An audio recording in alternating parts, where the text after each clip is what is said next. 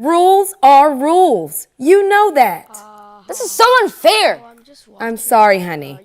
YouTube on the side. That's why it's small. Because yeah, this is just a random stream.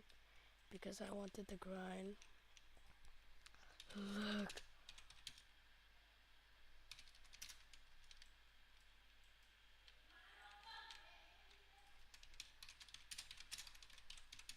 Yeah, Rebirth is OP.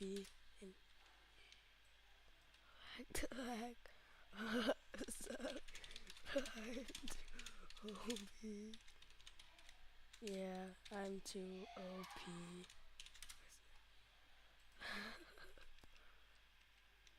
Besides, David, your mom just texted. She said she was pulling up. You better get going. And you better get going to bed. And you certainly shouldn't be eating this popcorn. Ugh! Why do you have to ruin everything? What are you doing? It's past 9 p.m. You're not supposed to be playing video games. 1 second, I'm about to beat this level. Joey, please don't make me tell you twice.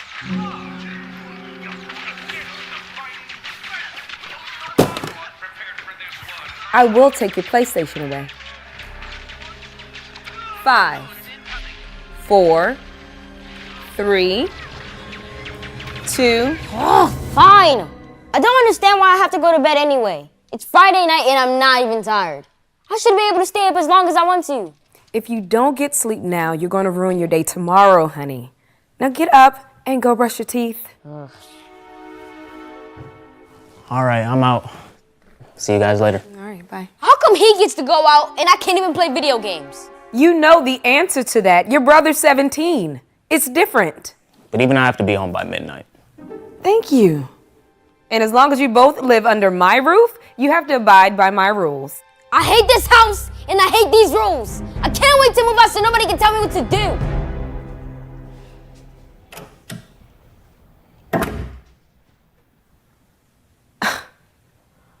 WWDMD. What'd you say? Oh, it's something I saw on a flyer. It means, what would Darman do? Got it. I'm pretty sure he has a video about this. He has a video about pretty much everything. Yeah. Anyway, see you later. Hey, don't forget. I know. You don't have to remind me. See ya. Be safe. I will.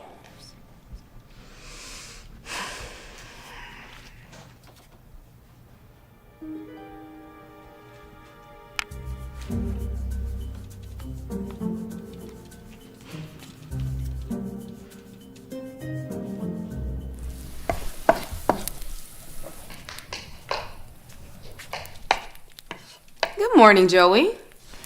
What's all this? Well, today's your lucky day because you get to be in charge. What are you talking about? No more rules for the next 24 hours.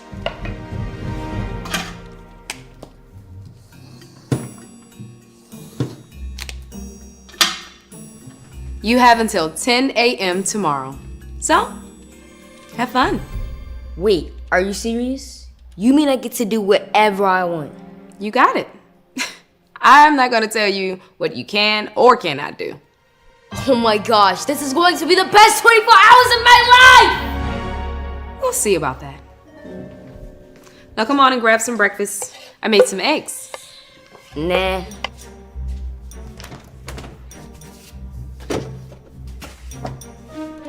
I think I'll have ice cream instead. For breakfast? Just like you said, I can do what I want. Suit yourself. Hey, I'm headed to the... Whoa. That's a lot of sugar. Yup, I'm going to eat all of it. Wanna know why? Because you can't tell me not to. That's true. Well, I'm headed to the store. You want to come? Nope. It's about 1 p.m. Are you just going to stay in your pajamas? Maybe. If I want to, I will. I'll decide on my own. Alrighty then. I'll see you later. Oh, and David's about to be here. He'll be sleeping over, and just a warning, We're gonna stay up all night playing video games and watching scary movies. Fine. You can do whatever you want. You're in charge. Mm-hmm. You need anything while I'm out? Yeah. More ice cream. More ice cream.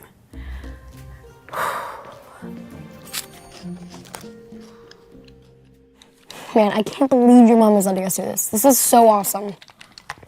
Yeah, this is the... Ow! What's wrong? It's just my stomach. I probably shouldn't have eaten all that candy. All right, boys. I'm going to bed. David, I left you some blankets out here on the couch. Thank you. You need anything else before I go? Nope, we're good. And you sure you don't want me to make dinner? You guys are gonna get sick. I said we're good! Okay. Well, try to get some sleep. And please make sure you brush your teeth. Don't tell us what to do! Man, if I ever talked to my mom that way, I don't even know what would happen. Like I said, I'll do what I want around here. Yeah, until tomorrow. I'm getting sleepy. Wanna play? What? You can't get sleepy. I'm gonna stay up all night. You sure that's a good idea? Are you kidding? Yeah! Okay. Yes! I won! David, wake up, man. What time is it? Bruh, it's not even 2 a.m. Come on, you can't fall asleep. I thought we were gonna watch scary movies. You sure we should just go to bed? No, we gotta make the most of this. Who knows if we'll ever be able to do this again. Okay, fine. Put something on. All right. Let's finish what we were watching yesterday. What are we gonna do? I don't wanna die. Call the police! The phone's out there! Anything! No! David! Bro, that was so scary. Did you even see that? I'm sorry, I can't stay up. I'm just gonna go sleep in the living room. Hold on, wait. Are you sure you don't want to sleep in here? No, I'm just gonna go sleep in the couch. Good night. Wait! Leave the lights on, please! Don't be such a scaredy cat.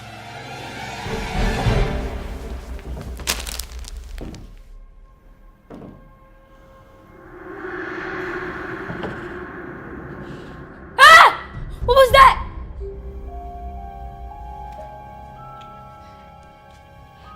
Hello?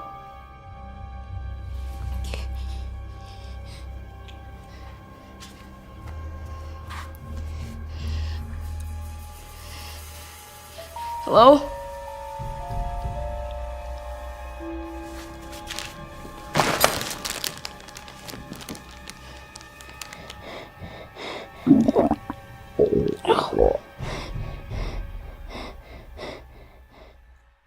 Hello?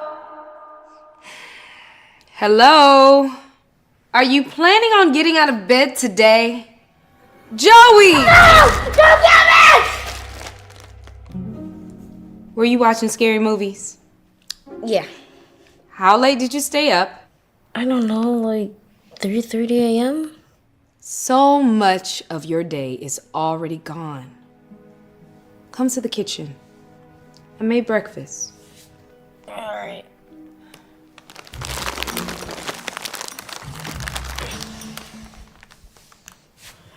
Ow, my stomach hurts.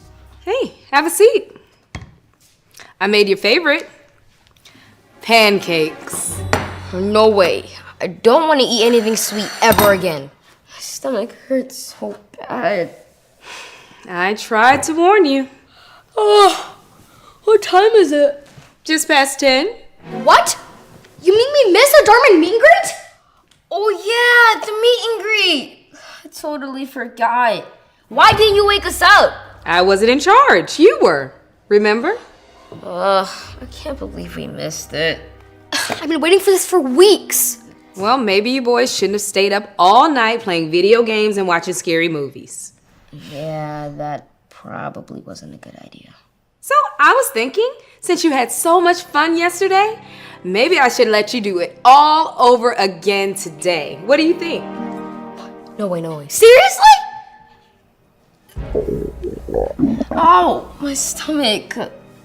Oh. Oh, no. Maybe you should have some more ice cream. Please. I don't want to look at that ever again. I'm gonna puke. Oh. Whatever you say, boss. So, I'm giving you 24 more hours. Actually, Mom, that's alright.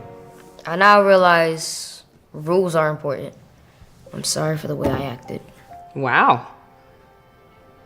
You really mean that? Okay. Well, since I'm in charge again, get dressed. Because we're going to the meet and greet. Hold on, wait. What are you talking about? Yeah, I thought we missed it. I got an email this morning saying it got pushed back to 11 a.m. So you see, you still get to meet Darvin! Yes! Thank you so much, Mom! You're welcome. Ow. As a matter of fact, can you give me a few? I need to use the restroom first. Sure, honey.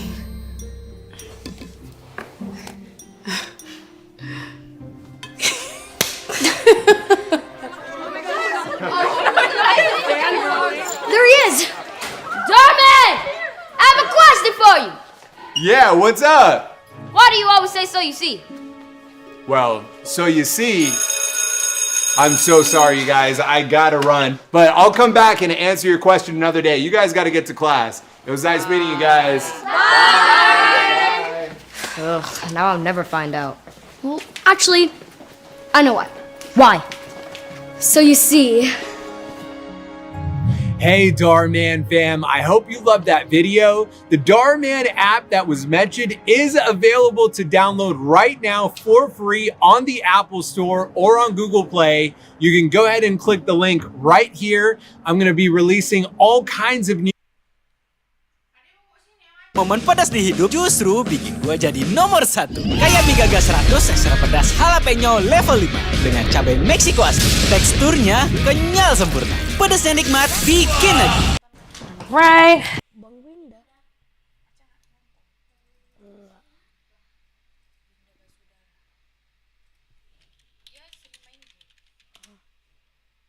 Oh ini. Tahu? Enggak. Tahu, cuman apa enggak sering nonton dia. Dia nggak nge-live dah lah. Bisa dia nge-live, Cak. Dia kalau main game itu gamenya selalu game horor.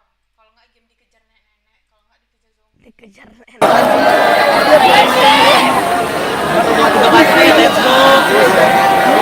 Iya, teman-teman aku mau berterima kasih kepada Bang. Jadi Acak main game apa? Roblox. Acak nggak nge-live. Ini apa nge-live? Ini sekarang apa nge-live? Ini?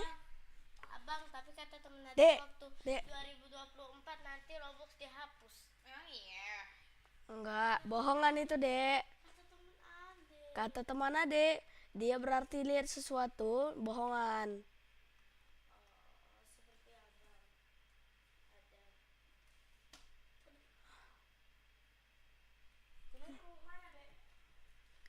Itu Dek sama Kak.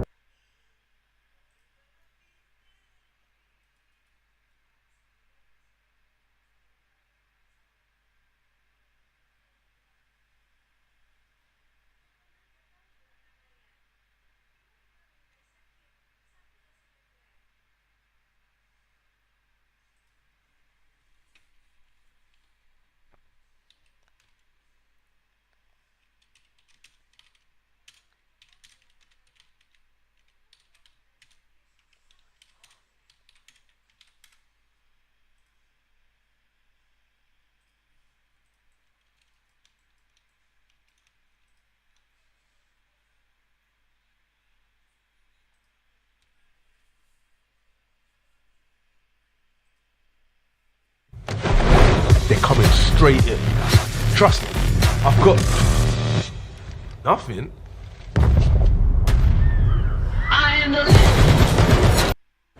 Let go! My I said let go! My purse! Let go! No!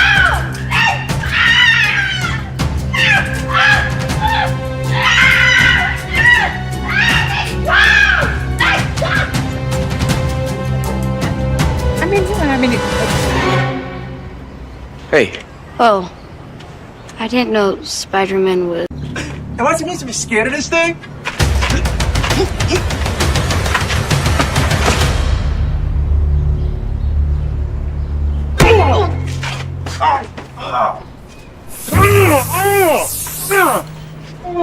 I didn't even ask you for help! Get lost!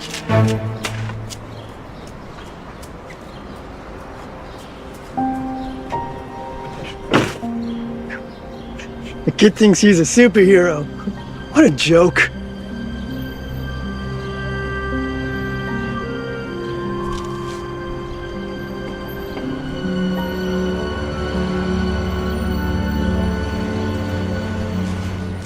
You're struggling with the bag of chips? Look. Green Goblin hits another bank. And no Moose Wayne. Can you believe that? Where's he at? But look at that. Could you imagine having your picture in the paper? In the paper? That'd be a dream. Look, I wouldn't be bothered by the bank robberies, honestly. I heard he only steals from, like, rich people.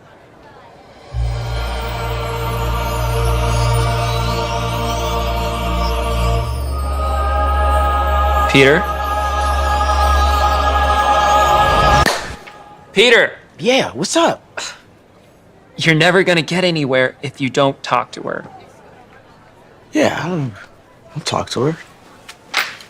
When I'm ready. You don't want to rush these things. Come on, man. The Halloween dance is tomorrow night. It's your perfect opportunity to ask Mary. Don't be scared. Scared? Scared? Me? I'm not scared. I'm not scared of anything.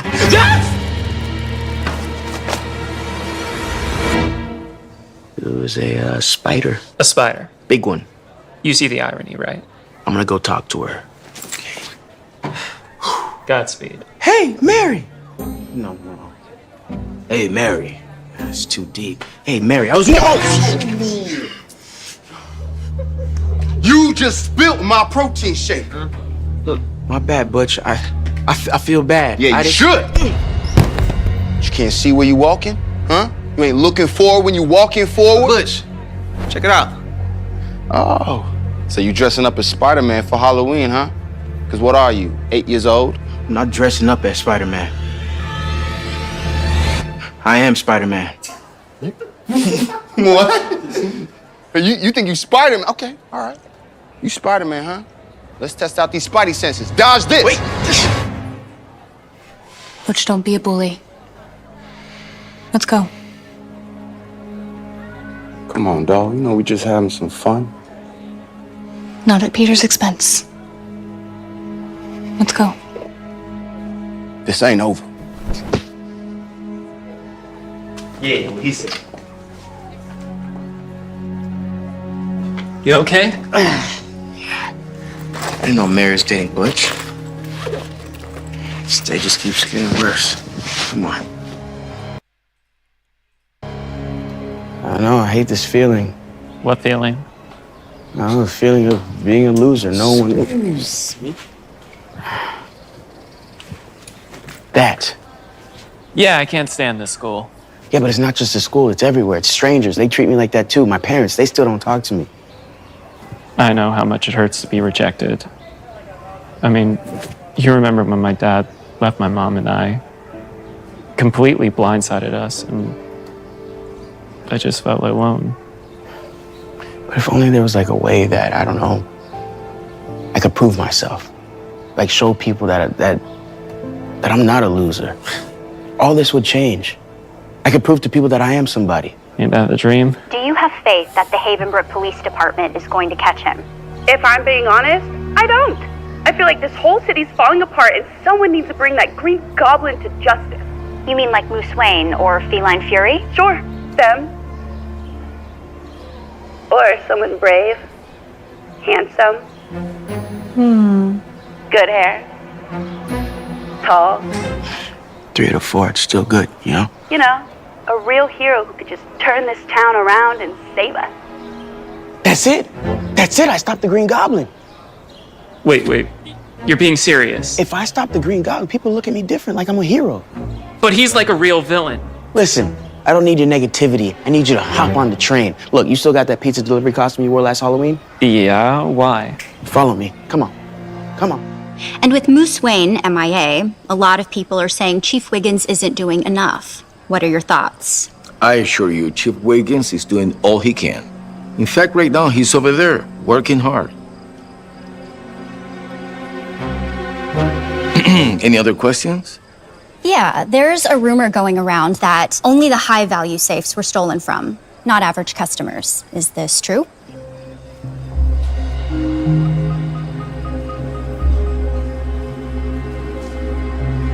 Can I help you, kid? Whoa. You gotta, like, ease your way into conversations. Just, can I help you, kid? I'm a pizza delivery for Chief Wiggins. Oh, yeah, I'll take it. No. He actually told me to specifically give it straight to him because there's people out there that are very hungry. I know those people. But I would never.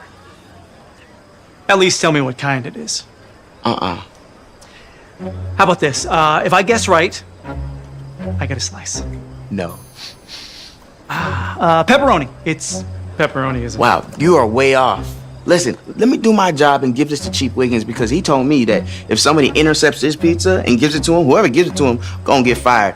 And you want your job because you gotta feed your family, your kids, yourself. You got a lot to do right now. So let me go give this to the chief.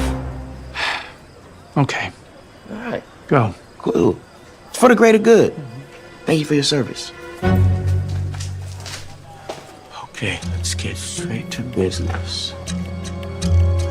Where would I be fighting?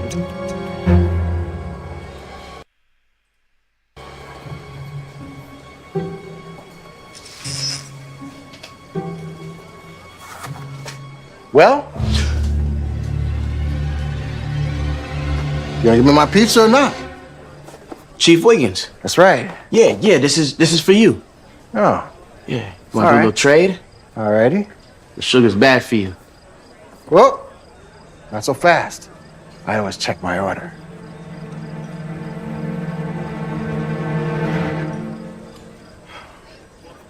I asked for extra pepperoni. There's only a couple pepperonis on this. Oh, yeah. Well, maybe you should lay off the pepperoni. Yeah, we gotta look at our calorie intake. Oh. So you a nutrition expert, huh? On the weekends. On the weekends. Have a good one. Here, you can use this for your family. I feel bad.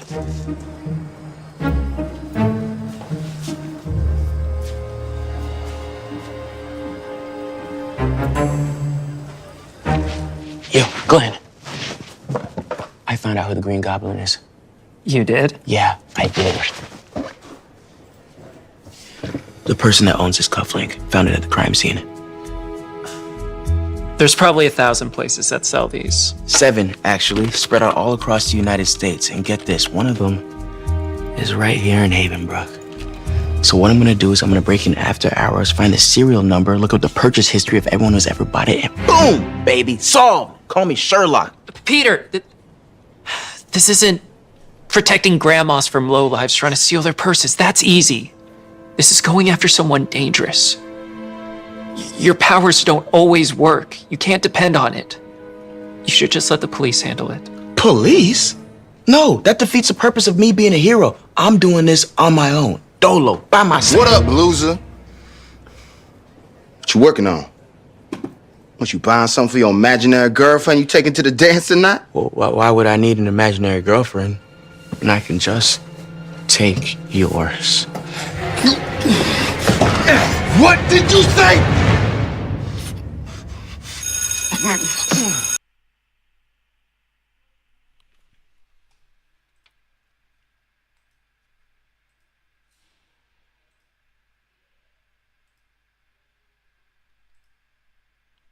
This on my own. Dolo, by myself. What up, imaginary girlfriend? What did you say?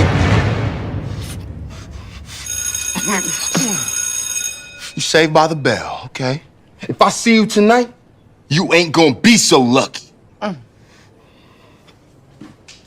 Oh. Butch, you gotta brush. Just 2 times a day, 1 in the morning, 1 at night. I don't get what Mary's seeing him, but I get what she's smelling him, because woo! That thing's spicy. I heard his poetry's pretty good.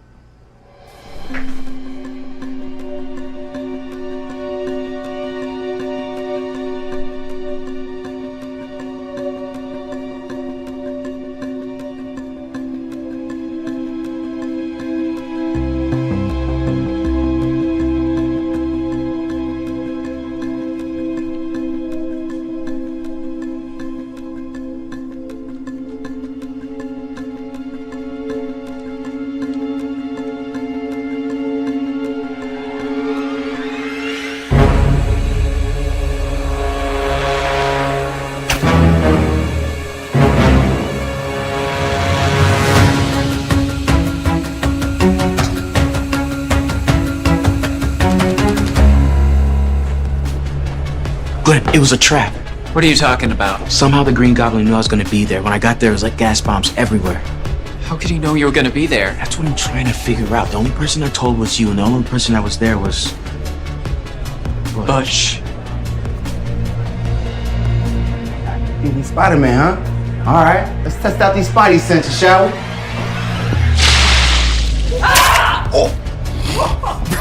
I didn't. Let me see.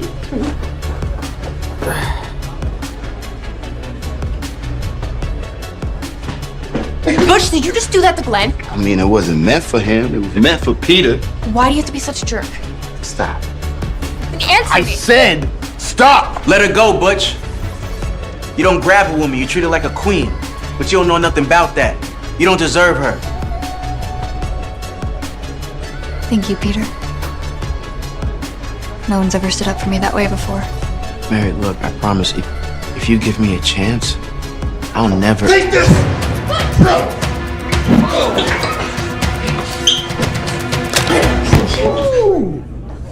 Chill out.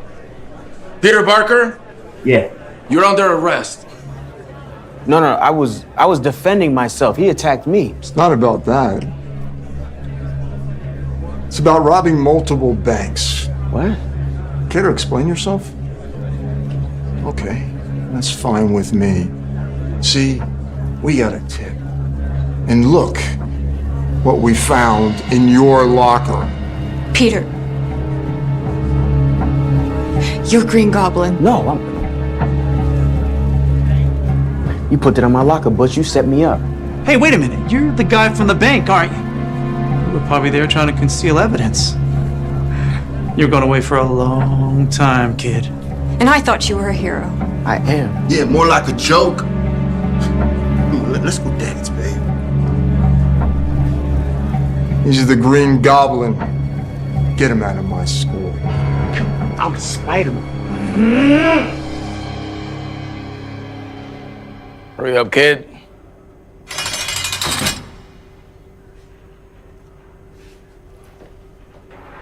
Change into this and put all your belongings in the bag. Y'all are wasting time. You gotta let me out of here. I'm telling you, the real Green Goblin's out there. Unless you get 10 grand to make bail, you're going nowhere. 10 grips? Should've gave me a slice of pizza, kiddo.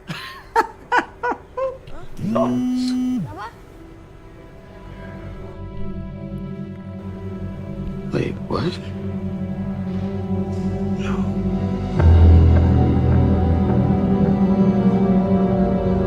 He's the Your attorney's here, kid. Hurry up and change. attorney.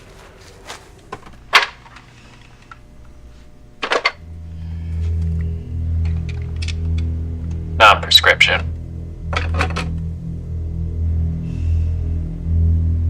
I'm guessing by now you figured it out. You ain't getting away with this. I'm telling the police. Didn't you already try to blame Butch? Where'd that get you?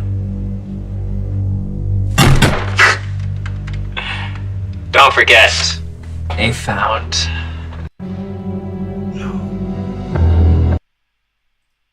Where? 10 grips. Should've gave me a slice of pizza, kiddo.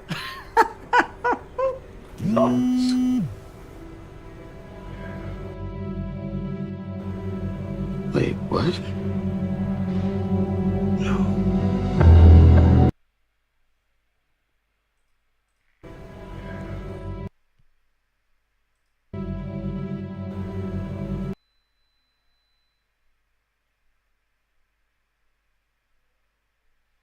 Wait, what?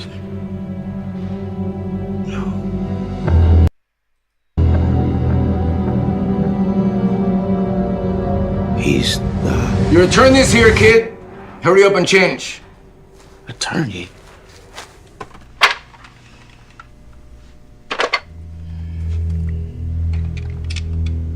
Non-prescription. I'm guessing by now you figured it out.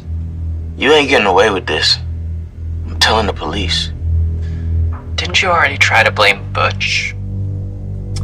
Where'd that get you? Don't forget, they found this in your locker. Oh, don't give me that look. I tried to warn you to back off, but you wouldn't listen. You were getting way too close. I couldn't risk it. So you set me up? You don't need to take that tone. I'm not the problem, Peter. Rich people are. Do you want to know why my dad left us? Because his consulting business started actually making money. First taste of it he got, he was gone. Bought a new car, got a new house, a new family. He moved in with his secretary, left my mom and I with nothing. The people that stood by him all his life. That's why I hate rich people and steal from them.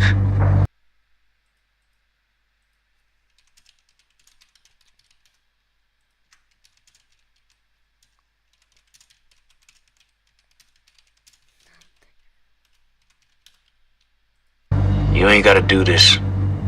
Yeah, I do. And now, with everyone thinking you're the Green Goblin and Moose Wayne out of the picture, all the heat's off my back. I can steal from more banks. No one can stop me. Certainly not you. By the way, you finally got what you wanted. Your picture in the newspaper.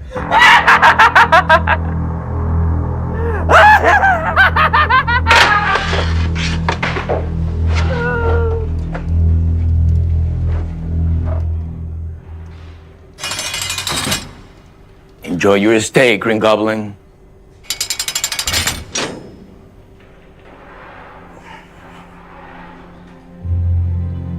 Nice cufflink. Nice cufflink. Wait, you're Moose Wayne. What are you doing here? Aren't you the good guy? And you're not? I mean, I was trying to catch the bad guy, and then I kind of became the bad guy. I mean, to the public anyway, I got framed. I know the feeling. I count on the cops to clean up this city. And when I realized they wouldn't, I took matters into my own hands. At first, the cops loved me.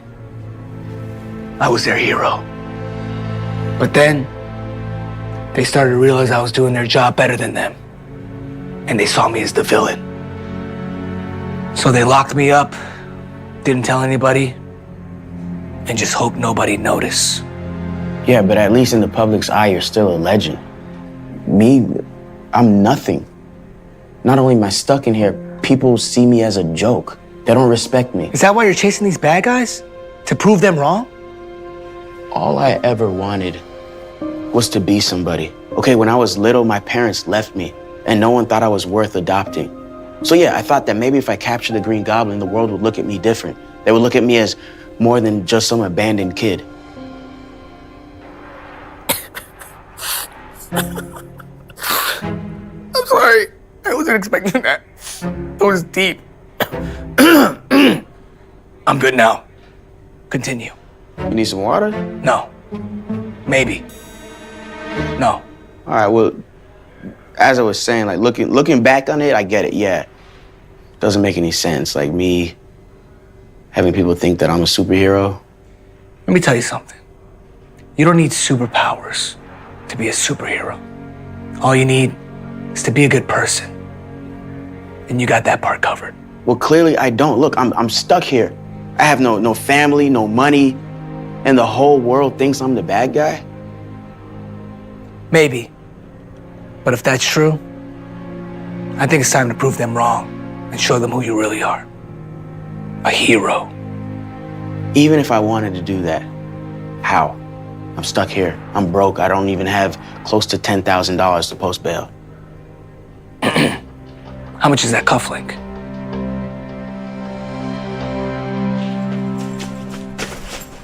Drop the bags, Glenn.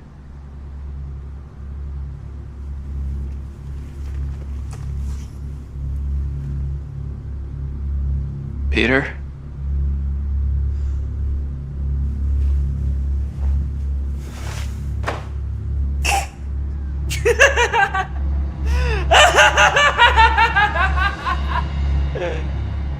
You should have stayed in jail.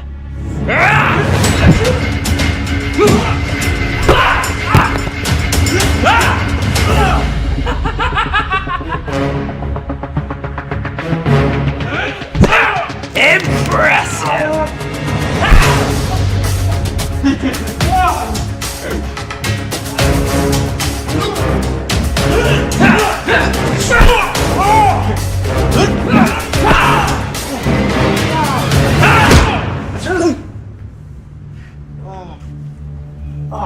All you'll ever be is a pathetic loser, Peter. Nothing more. Sad. I'm gonna have to find someone new to have lunch with. Goodbye, Peter!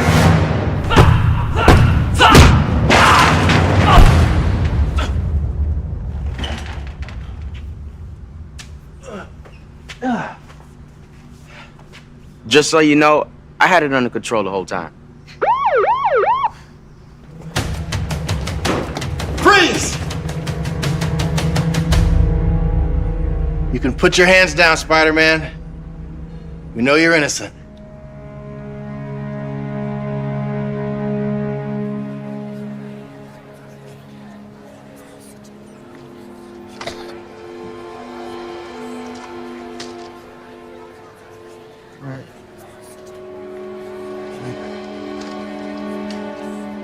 Look at that.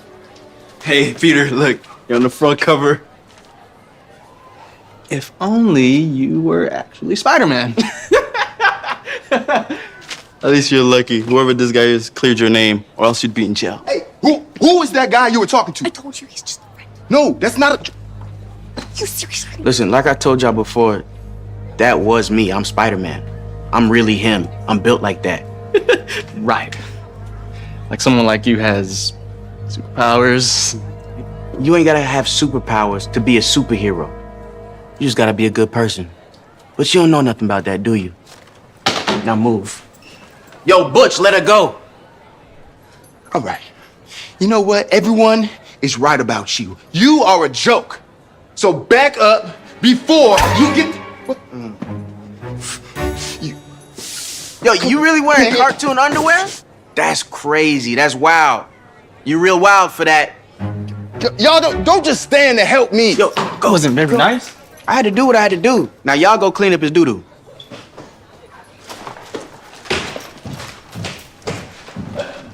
I was wrong about you.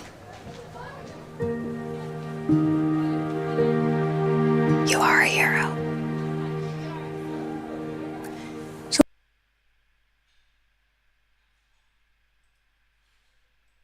Nescafe, rasa ala cafe.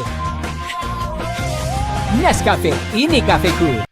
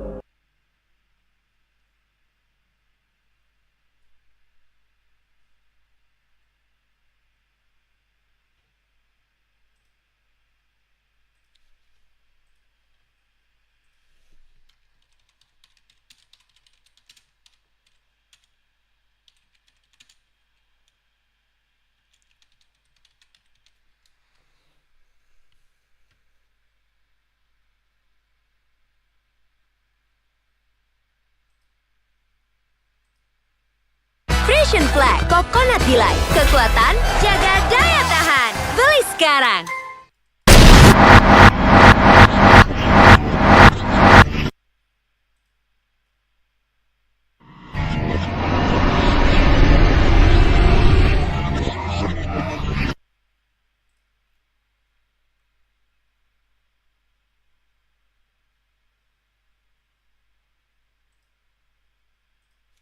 The protagonist of the movie is an obese, old-fashioned, and carefree man named Dusty. All he cares about is eating and watching vintage movies. With the advancements in technology, the world has moved on, but Dusty is still stuck in the 80s. He doesn't like using smartphones, thinks texting is a waste of time, and even believes that emojis are strange. Come on, Dusty, even the grapefruit? The one thing he fears is millennials. He can't stand teenagers who have contrasting opinions to his. At the start of the movie, Dusty is in the car, munching on a burger and listening to some 80s rock. Despite being 50 years old, he is carefree and doesn't have a full-time job. This habit has caused Dusty to lose all his friends, but he could care less about it. Soon, a bunch of millennials catch him in the act and take videos of him. Dusty is obviously uncomfortable, but due to his super awkward nature, he can't say a word to them. After a while, his niece Chloe joins him in his car, and the two proceed to a movie theater. It turns out that they have been watching movies together since Chloe was young, and this tradition is being continued today. The two appear to be close, but with the contrasting differences in age and habits, it's clear that Chloe is a bit weirded out by her uncle. This becomes even more evident when Dusty plays an old song, which she calls boring.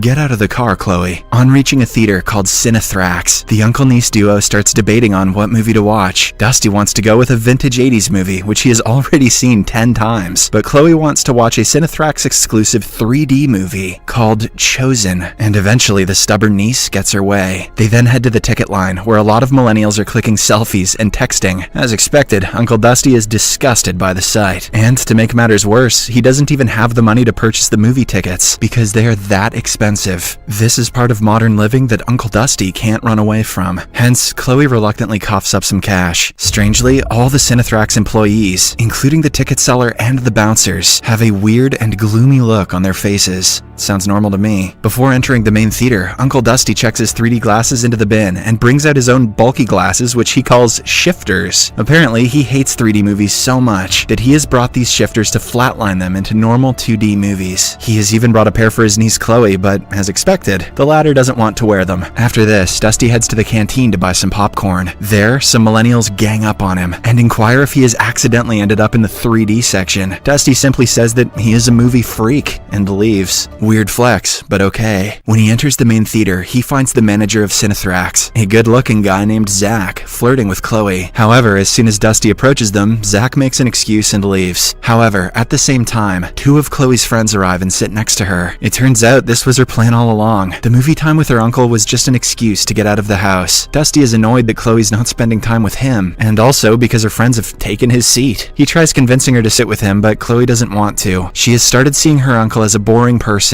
who will embarrass her in front of her friends every chance he gets. Hearing this, Dusty becomes sad, but still, he decides to sit right behind Chloe's seat. Soon, Zach gets on stage and announces that the movie is about to begin. He lays out the rules that no one is allowed to use their phones, and that everyone has to put their Cinethrax 3D glasses on. The millennials are pumped up with the announcement, and they start cheering in excitement. Then, the movie Chosen finally begins. It is a love story with some pretty weird acting and storylines, but nonetheless, because of the ultra-realistic 3D action, the millennials are loving it. They scream and cheer at literally every bit of dialogue. However, Uncle Dusty, who is not wearing any glasses, is left disappointed with the movie. He can't wait to go home already. Shortly after, he remembers his shifter glasses and decides to put them on. However, because they flatline the 3D into a boring 2D version, Dusty is still not intrigued. So, he decides to annoy the other people around. He sees one of Chloe's friends texting and reminds her that using the phone is not allowed in the theater. In fact, he causes a minor ruckus, which doesn't sit well with the other millennials there. At last, when Dusty still refuses to back down, Chloe tells her friend to stop using the phone so that they can watch the movie in peace. Dusty believes that he has won, completely oblivious that he's embarrassing his niece in front of her cool friends. As the movie goes on, Dusty gets more and more bored. In one scene, he notices something very unusual, as if the screen is faulty. However, when he takes off his shifter glasses, there is nothing. Confused, Dusty wants to try on the Cinethrax glasses. glasses to see what the real movie experience is like. He asks Chloe to lend her his glasses for a while, but by this time she is fed up with her uncle's childish antics. She bluntly berates him for embarrassing her in front of her friends and requests him to act normally. Left with no options, Uncle Dusty puts on his shifter glasses and continues watching the movie. Suddenly, he notices a giant worm-like creature peering through the screen. All the millennials in the theater are completely oblivious to the worm's presence, but Dusty can see it clearly. Terrified, he quickly takes off his glasses, and with this, the worm disappears. A few minutes pass by, but the worm is nowhere to be seen. So, Dusty suspects that it has something to do with his 2D glasses. Hence, he puts them back on, and as soon as he does, the giant worm attacks him with its suckers. Dusty screams in horror and causes chaos inside the theater. He also drops his popcorn all over Chloe and her friends. Enraged, the millennials start calling him names, but Dusty is sure that there is something unusual going on inside the theater. He tries explaining it to Chloe, but as expected, she is having none of it. Instead, she is embarrassed and expresses her regrets about him being there. The commotion soon attracts the Cinethrax manager Zach, who approaches Dusty and takes him away, much to the delight of the other millennials.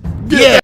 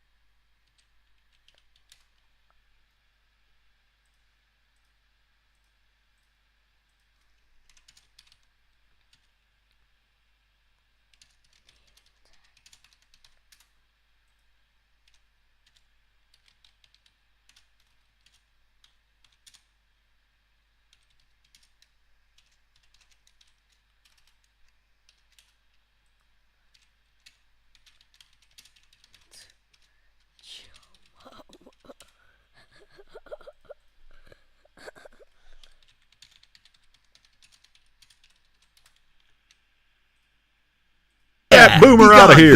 Yeah, old people suck. Worried that her uncle has gotten himself into trouble, Chloe also follows. Outside, Dusty tries to explain that something came out of the screen and approached him, but Zach concludes that the old man is simply mistaking the ultra-realistic 3D action for a real thing. However, Dusty is sure that he saw a worm-like creature. At last, he decides to get a refund and leave the place, but to his surprise, Chloe doesn't want to go. Instead, she chastises her uncle for embarrassing her several times, just so that he can become the center of attraction. Saying this, she leaves him and goes back inside the theater.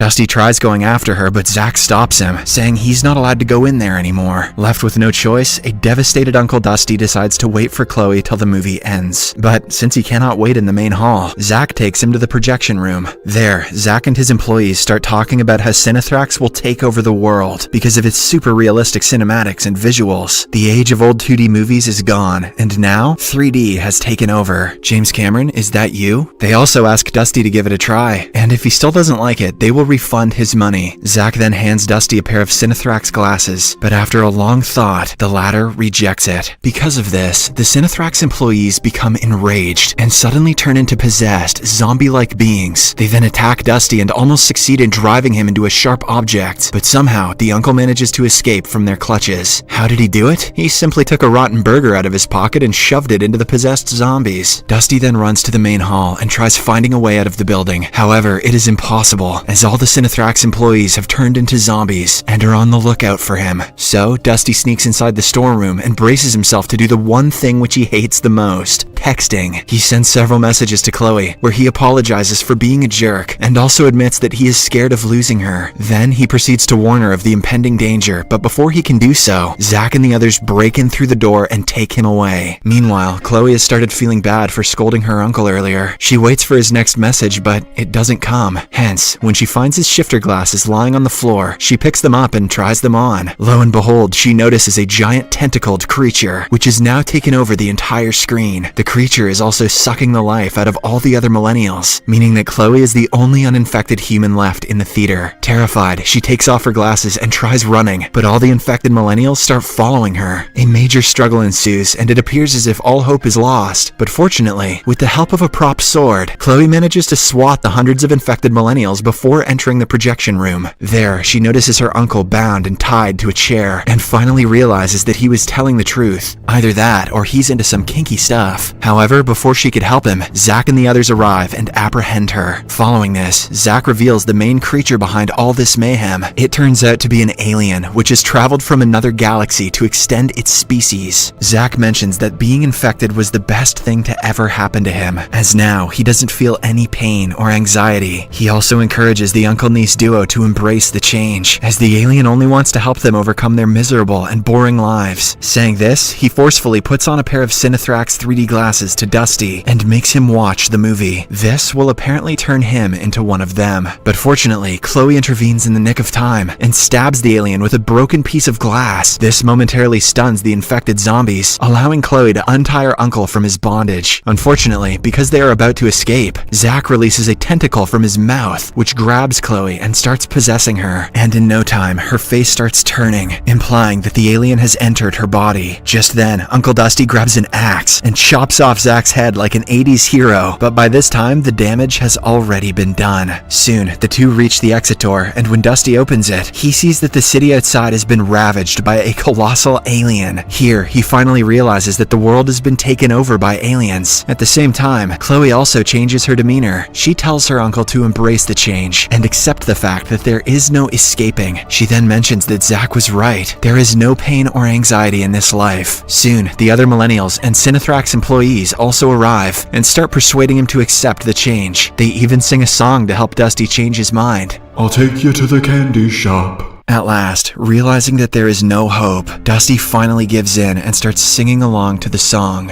I'll let you lick the lollipop. In the last scene, all the people get back inside the theater, where the same movie is being played. Chloe, who is now completely possessed, gives her uncle a pair of the Sinithrax glasses so that he can embrace the change and become one of them. The movie ends as Dusty anxiously waits for the alien to arrive and possess him. Keep going till you hit the spot. Oh! Subscribe for more videos like this.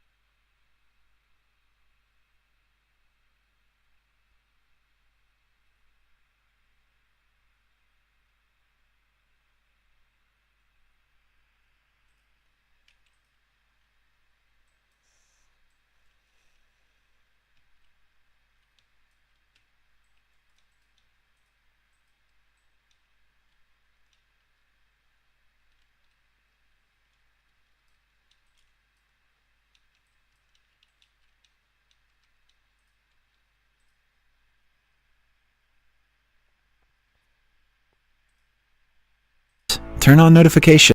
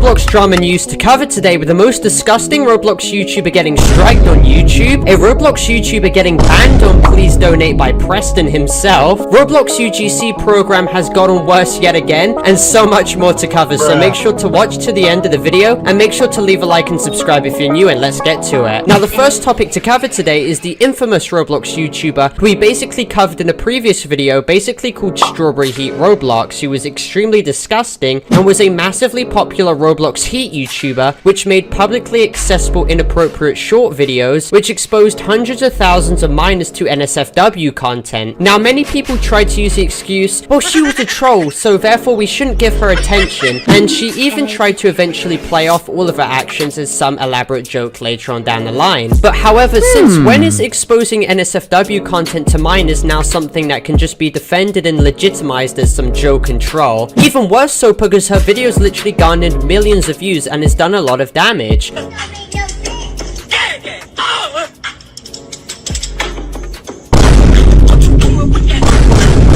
Like, how is exposing porn to kids trolling? Well, anyway, after the video I made on her, many of my fans actually decided to go and report her content on YouTube, and eventually she actually got striked as well. For example, one of her videos got removed and another one of her videos got restricted, and after this whole situation, she actually rebranded her channel to May, basically to avoid a lot more controversy. However, this channel, Strawberry Heat, just marks one of many other channels which have contributed to the growing problem of Roblox Heat degeneracy. For example, another channel ran by an actual child contributed to the Roblox Heat genre, making very degenerate videos basically sexualizing animals and making very disgusting comments in her title.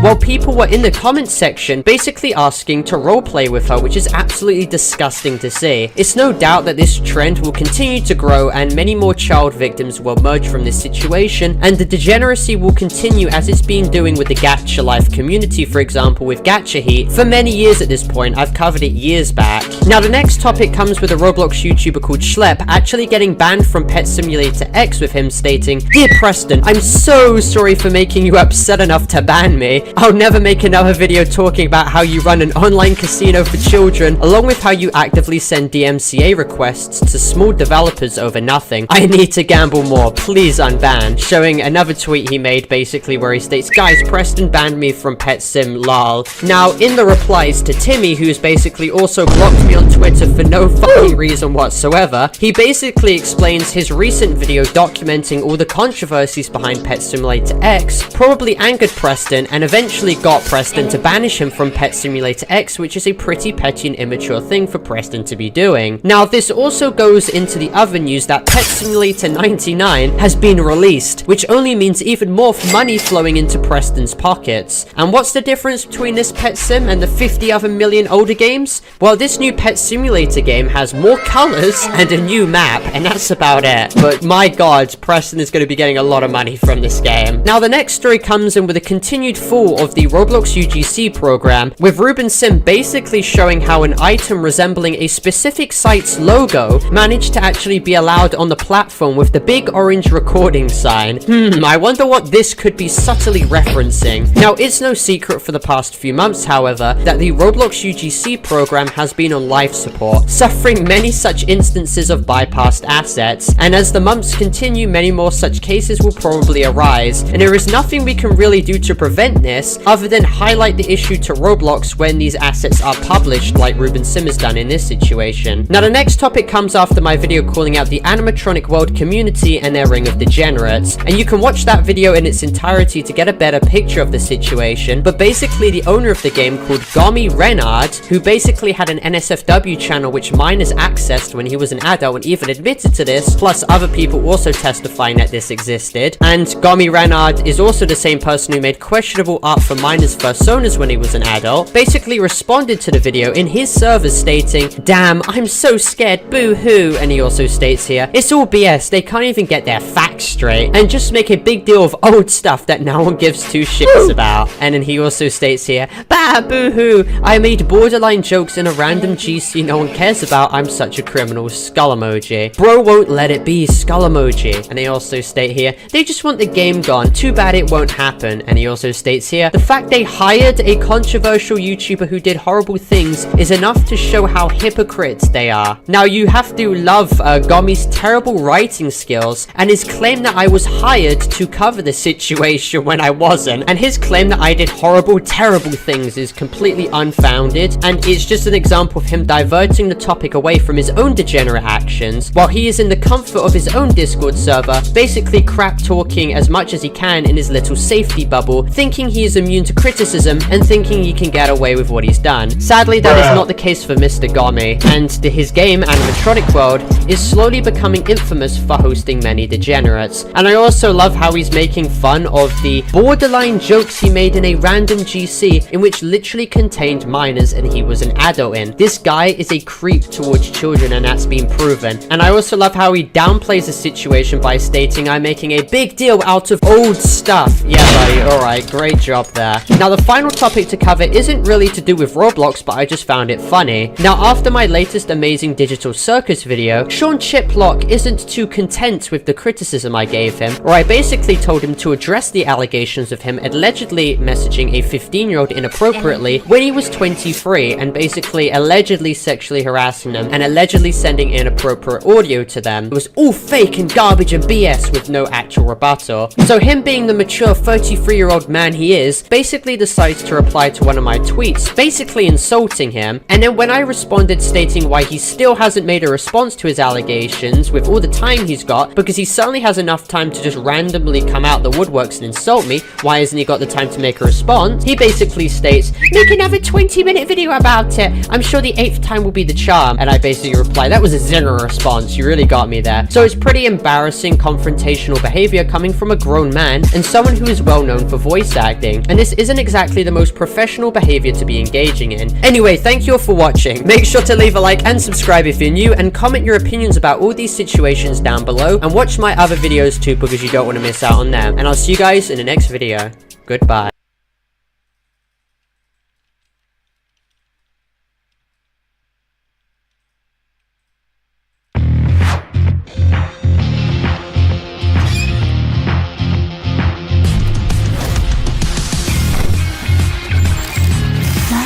Temukan hanya di HP-mu. Scan logonya sekarang. This is crazy! We call it a symbiote, and it chose you. The hell's going on with Pete? I'm the hero here, not you. You're not yourself. Today we continue on the secret page levels in Bruno Mode EX+. Secret levels in this modded version of the game that all have their own unique gimmicks and are all very difficult. The first level is Sunflower Commander, in which... We already previously saw a level banning Sunflower, and this time around the reason why it's banned is because our only Sunflower will keep following our mouse cursor for the entire level. This Sunflower will keep producing sun rapidly, so our summer situation is pretty much sorted. Our task is to keep the Sunflower safe from incoming zombies, and still beat the level of course. With such fast sun production throughout the entire level, it's no wonder that this level has 4 flags. To survive this long, of course, we're going to go with the most powerful plants. However, this sunflower isn't our only source of sun production, because we have the natural falling sun that we still need to collect. We have to weave our cursor through the zombies and make sure that the sunflower stays safe when collecting sun.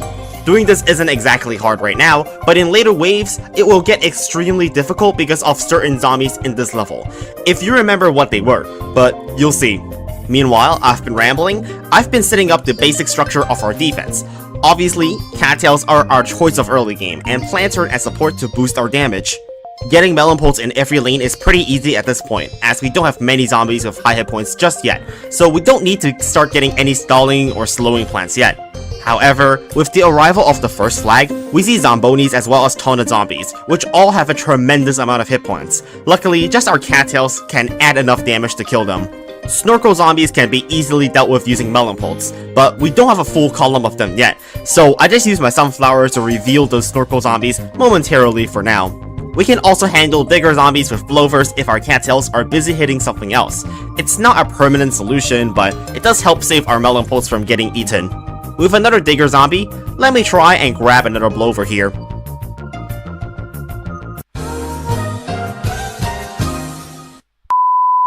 Remember what I said about certain zombies in this level?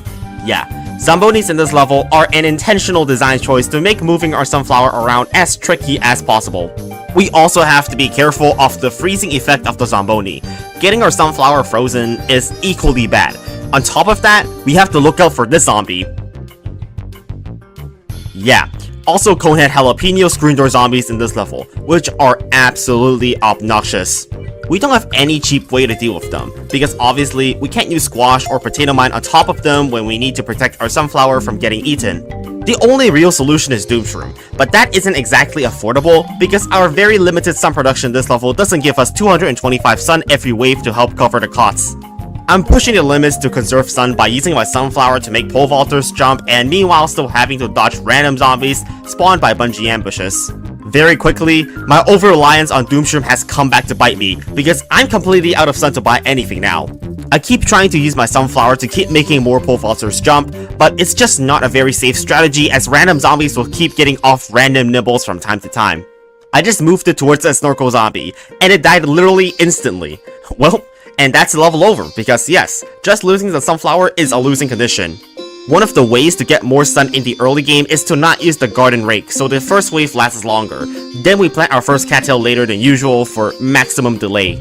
Last run, I planted my planter and cattail immediately on the first wave, which was really bad for our economy as it killed the first few waves way too fast and caused our downfall.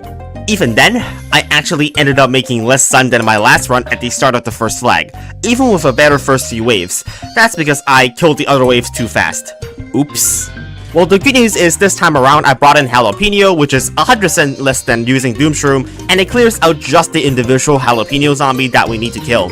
Obviously, Doomshroom is still very useful when Zombonis are stacked in multiple lanes, and it's still the only other instant kill we can really use in this level due to our Sunflower. So everything went really well up until the second flag. We didn't even need to upgrade any Melon Pulses to Winter Melons at this point as we're only really struggling against Zombonis. I mean, the problem really shows itself past the second flag. Taunted zombies have way too much health for us to handle, and we can't really kill them without planting more instant kills. This is just absolutely disastrous after a short while, and piles of zombies overwhelm us completely. Just one column of Melon Pole is not going to cut it for us this level. So first, I have to stop killing everything so fast in the early game. Instead of planting a full column of Melon Poles early, I'm just planting the 2 Melon Poles to set up for Winter Melons. Focusing on upgrading to Winter Melons early allows us to still defend off the zombies early while killing the zombies slower. This is crucial for us to get as much defense as possible. I'm now also utilizing Ice Shrimp instead of Jalapeno, as it's a more effective way to stop Jalapeno zombies while allowing us to simultaneously help out every other lane. These optimizations work out extremely well for us, as we get enough to still plant the full column of Melon Poles while also having Winter Melons already set up before the second flag. With Winter Melons as well as Ice Shroom to further slow down the zombies, we don't even need to spend Doomshrooms on Jalapeno zombies, and we enter the second flag with 700 sun in reserve.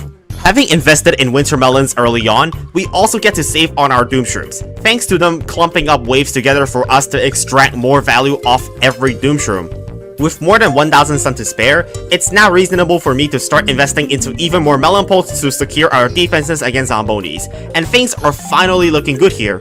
I invested into the sides first as splash damage disproportionately adds more damage in the middle rows, and just like that, we speed by the third flag light. It's not even a big deal to us. And honestly, we don't even really need more Melon Poles than this. all we really need to do past this point is to just keep using more instant plants when we have so much sun to spare. I might have accidentally lost one melon pole on the top lane before the final wave, but this is all good now, since we have another Doomshroom ready to clean up everything, and that's it. Well, the next level is Wii Smash. I think the level is pretty self-explanatory on its own, and we didn't even get to choose what plants to use, so the game forced us to play dumb strategy the level. I mean, obviously, we should get extra preparation time, right? Nope, no extra preparation time for the level where every zombie is a Gargantuar. And what's the first zombie in the level? Oh my god, bro. Oh, hell no, man. What the? Not even a chance. Giga Gargantuar as the first zombie of the level without any additional preparation time. This level is about to be so brutal. And nope, it's not even just the first wave. Every wave contains a Giga Gargantuar. Dear God. One of the easiest ways to get by in the early game is to spam all sunflowers into the first lane, since Gargantuars cannot spawn in the first lane outside of survival game modes. Since we have Marigold, which slashes zombies in a 3x3 area down to 25% of their original HP, just using Marigold plus any other instant kill can kill Giga Gargantuar, like we did in 7-9. We will then use Snow Peas to slow down the Giga Gargantuars, making sure to clump up the two waves of Giga Gargantuars together so we can wait until Marigold is back again to use it. This is pretty much the story for the first 6 waves of the level where it's all Giga Gargantuars, when it's still pretty straightforward. Unfortunately, since I did install the first Giga Gargantuar, I ended up not having enough Marigolds and had to sacrifice a lot more to keep my economy strong. Starting from the 7th wave though, the level ramping begins and we start having to deal with normal Gargantuars as well as alongside the Giga Gargantuars we already have to deal with. This point is where Doomshroom really becomes a necessity, and now, it's really dumb strategy the level, as we need to keep spamming our instant kills to kill off all the Gargantuars. After the first flag, the level itself is pretty monotonous as the only difference there really is just more Gargantuars. Not like it matters much as most of your damage will be coming from Doomshrooms. Which is why it's a good time to ask you guys to subscribe if you've been watching up until this point, because I know 75% of the people watching this are not subscribed. I have viewers and only 54,000 subscribers, so it seems weird that even 69% of my regular viewers are not subscribed. I know you're watching, so press subscribe. Please. Back onto the gameplay. At this point of the level, pretty much every wave sends at least one Giga Gargantuar in every lane, so whatever Snow Peas I place doesn't really do much. The extra column of Snow Peas are there for the imps that the Gargantuars throw, because they get quite plentiful, and I almost get overwhelmed by the imps towards the final wave here. Thankfully, Doomshroom came in clutch and saved us from losing the level just before it was about to end. We're able to get just one more Marigold at the final wave, and we still have Squash and Potato Mine to deal with the remaining damage we're missing in the one lane we couldn't affect with the Marigold. After an extremely long 4 flags, we were able to just barely beat Wii Smash on our second attempt. The next level is Big Zombie Little Trouble, not Little Zombie Big Trouble, as we can clearly see from the seat selection screen. The last level was one full of gigantic zombies, but this one level wins for the size contest. Only size matters when we're deciding which zombie is larger, not the damage they do. So, what really do the big zombies do? Well, every zombie has 5 times more health now, and also walk much faster before encountering their first plant. As a result of this, Conehead zombies don't even die to a rake anymore, and we actually need to spend 2 instant kills to kill them. On the other hand, the Little Trouble part of the name refers to the spawn rate being cut in half. This is good for tall nuts as we only need half the tall nuts compared to usual to stall for time. The early game is fairly easy to get by with just instant kills, and we can start building up melon poles early. Winter melons are ideal in this level as there are screen door zombies. We certainly don't want to use straight projectiles against a screen door with the hit points of a Giga Gargantuar. However, I would only understand how dangerous letterheads are in this level when we can't slow them down by using a puff shroom when they first appear in the first flag. Letterheads are now literally walking faster than chocolate pogo zombies. I was extremely unprepared for them, so I'll have to be extremely careful when they do show up again. And hopefully you are able to see just how tough the zombies are in this level. With 5 times more health, each Jack-in-the-Box zombie is now as strong as a football zombie in vanilla. It's extremely difficult to stop Jack-in-the-Box zombies in time before they explode, unless we straight up spend an instant kill which deal just enough damage to kill them. Past the second flag, it's pretty much no longer possible to keep up with the Jack-in-the-Box zombies with our instant kills, so we're going to rely a lot on blowover pushback to stall. The Gramophone zombie is a better target for our instant kills at this point, as they also heal zombies up 5 times more than usual for whatever reason, so we ain't killing them with just melons. This setup with just one column of melon poles with planter and sufficient stalling is enough to get us all the way to the final wave of the level. That is, if you don't get too many letterheads. All in all, I think I completely lucked out this level on how little letterheads showed up throughout the entire level, but I guess sometimes RNG just blesses me with good luck too. The next level is Frequency Change, which takes place in fog. Now, typically speaking, I wouldn't suggest using melons at night, but just take a look at what we have to deal with. Ladder and snorkel zombies are both weak against melon poles. Then we have balloons, Gatling pea zombies, and dolphins. Seems pretty perfect for tall nuts and cattails to tag along. So what does the name of the level actually mean? Well, you can see from what's about to happen. The gimmick of the level is that half the time, our plants would be invisible. The other half of the time, the zombies will become invisible. Kind of like Invisible, but also affects our plants. The level also restricts when we can plant plants. We can only plant when our plants become invisible, so we can't plant half the time, making us plant fast cooldown plants much slower. This frequency change happens once every 5 seconds. It means we're limited to planting a sunshroom every 10 seconds since we can't plant 2 sunshrooms within a 5-second window, and instead always have to wait for the next frequency change. This little bit of gameplay change significantly slows down our early game economy buildup, and I can't even afford a cattail to defend ourselves before losing miserably to football zombies. I tried a game with the same strategy to try and make a difference, but I can assure you that it wasn't just bad luck that made us lose that last game to a gargantuan from a bungee ambush. We're simply too broke to afford anything because of how much slower our sun production is. With this being said at nighttime as well, our economy is just as bad as it could get. Usually, imitated sun producers are irrelevant because by the time we can sustain buying 2 sun producers when they recharge, our economy is already strong enough to not need many more. Now, this is the one time where imitating a sun producer is actually good, since imitating sunshroom essentially lets us plant sunshrooms at the same rate as in normal levels. Now, we can actually start planting real attacking plants like cattails to try and defend off this horrible amount of high health zombies in the early game like footballs and pumpkin zombies. Though I will say, our economy is still pretty crap compared to usual, because using a slot for an extra sun producer is one less instant kill that we can easily clear out these high health enemies. We also lose out on being able to run imitated Doomshroom, so we struggle quite a lot against larger waves of zombies. Just the first flag, and I pretty much can't defend it anymore already. I'm also not sure why, but I decided to bring Melon Pole instead of Ice Shrew in my next attempt. Yes, in my last attempt, I didn't even bring anything for Lily Pad Snorkel zombies, but bringing melons into a level where our economy is so bad is a bold choice by me for certain. Now, obviously, the early game strategy remains the same, and we can easily make it to the first flight again after doing some extra optimizations, such as saving on a planter instead this time. All I can really afford to do is to keep planting more defense in the time being because we will die completely if we don't, thanks to the Gatling pea zombies in this level. The Starfruits aren't doing that much either, because most of the damage is just coming from cattails focusing down on the fastest zombies and Doomshrooms dealing with the rest. With Melon Pulp being completely useless and most of our sun production being reduced to nothing, it's a good time to admit defeat and come up with a better solution. After some thinking, I got a new strategy. Instead of using Imitator Sunshroom, I use Sunflower instead so I can free up Imitator to imitate Doomshroom instead as our main damage this level. Sunflower is obviously a tad bit worse, but it serves the same purpose, to have more sun producers quickly. I still have Tonda because obviously, gotta deal with the Gatling pea zombies.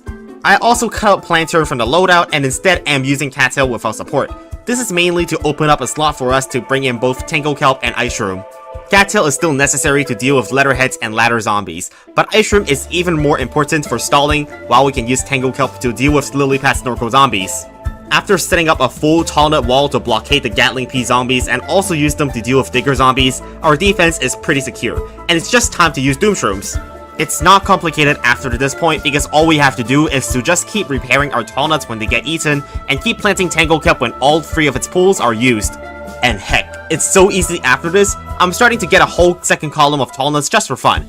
And also more cattails because why not? We already have so much sun to work with now. Nothing more satisfying than just utter destruction. Truly one of the strategies of all time. Just nuke everything out of existence by amassing an army of sun producers to help sustain the process. Now, for why I'm suddenly showing you Vasebreaker today, it's not any normal Vasebreaker level, because this is Vasebreaker Randomizer in Brutal Mode EX+.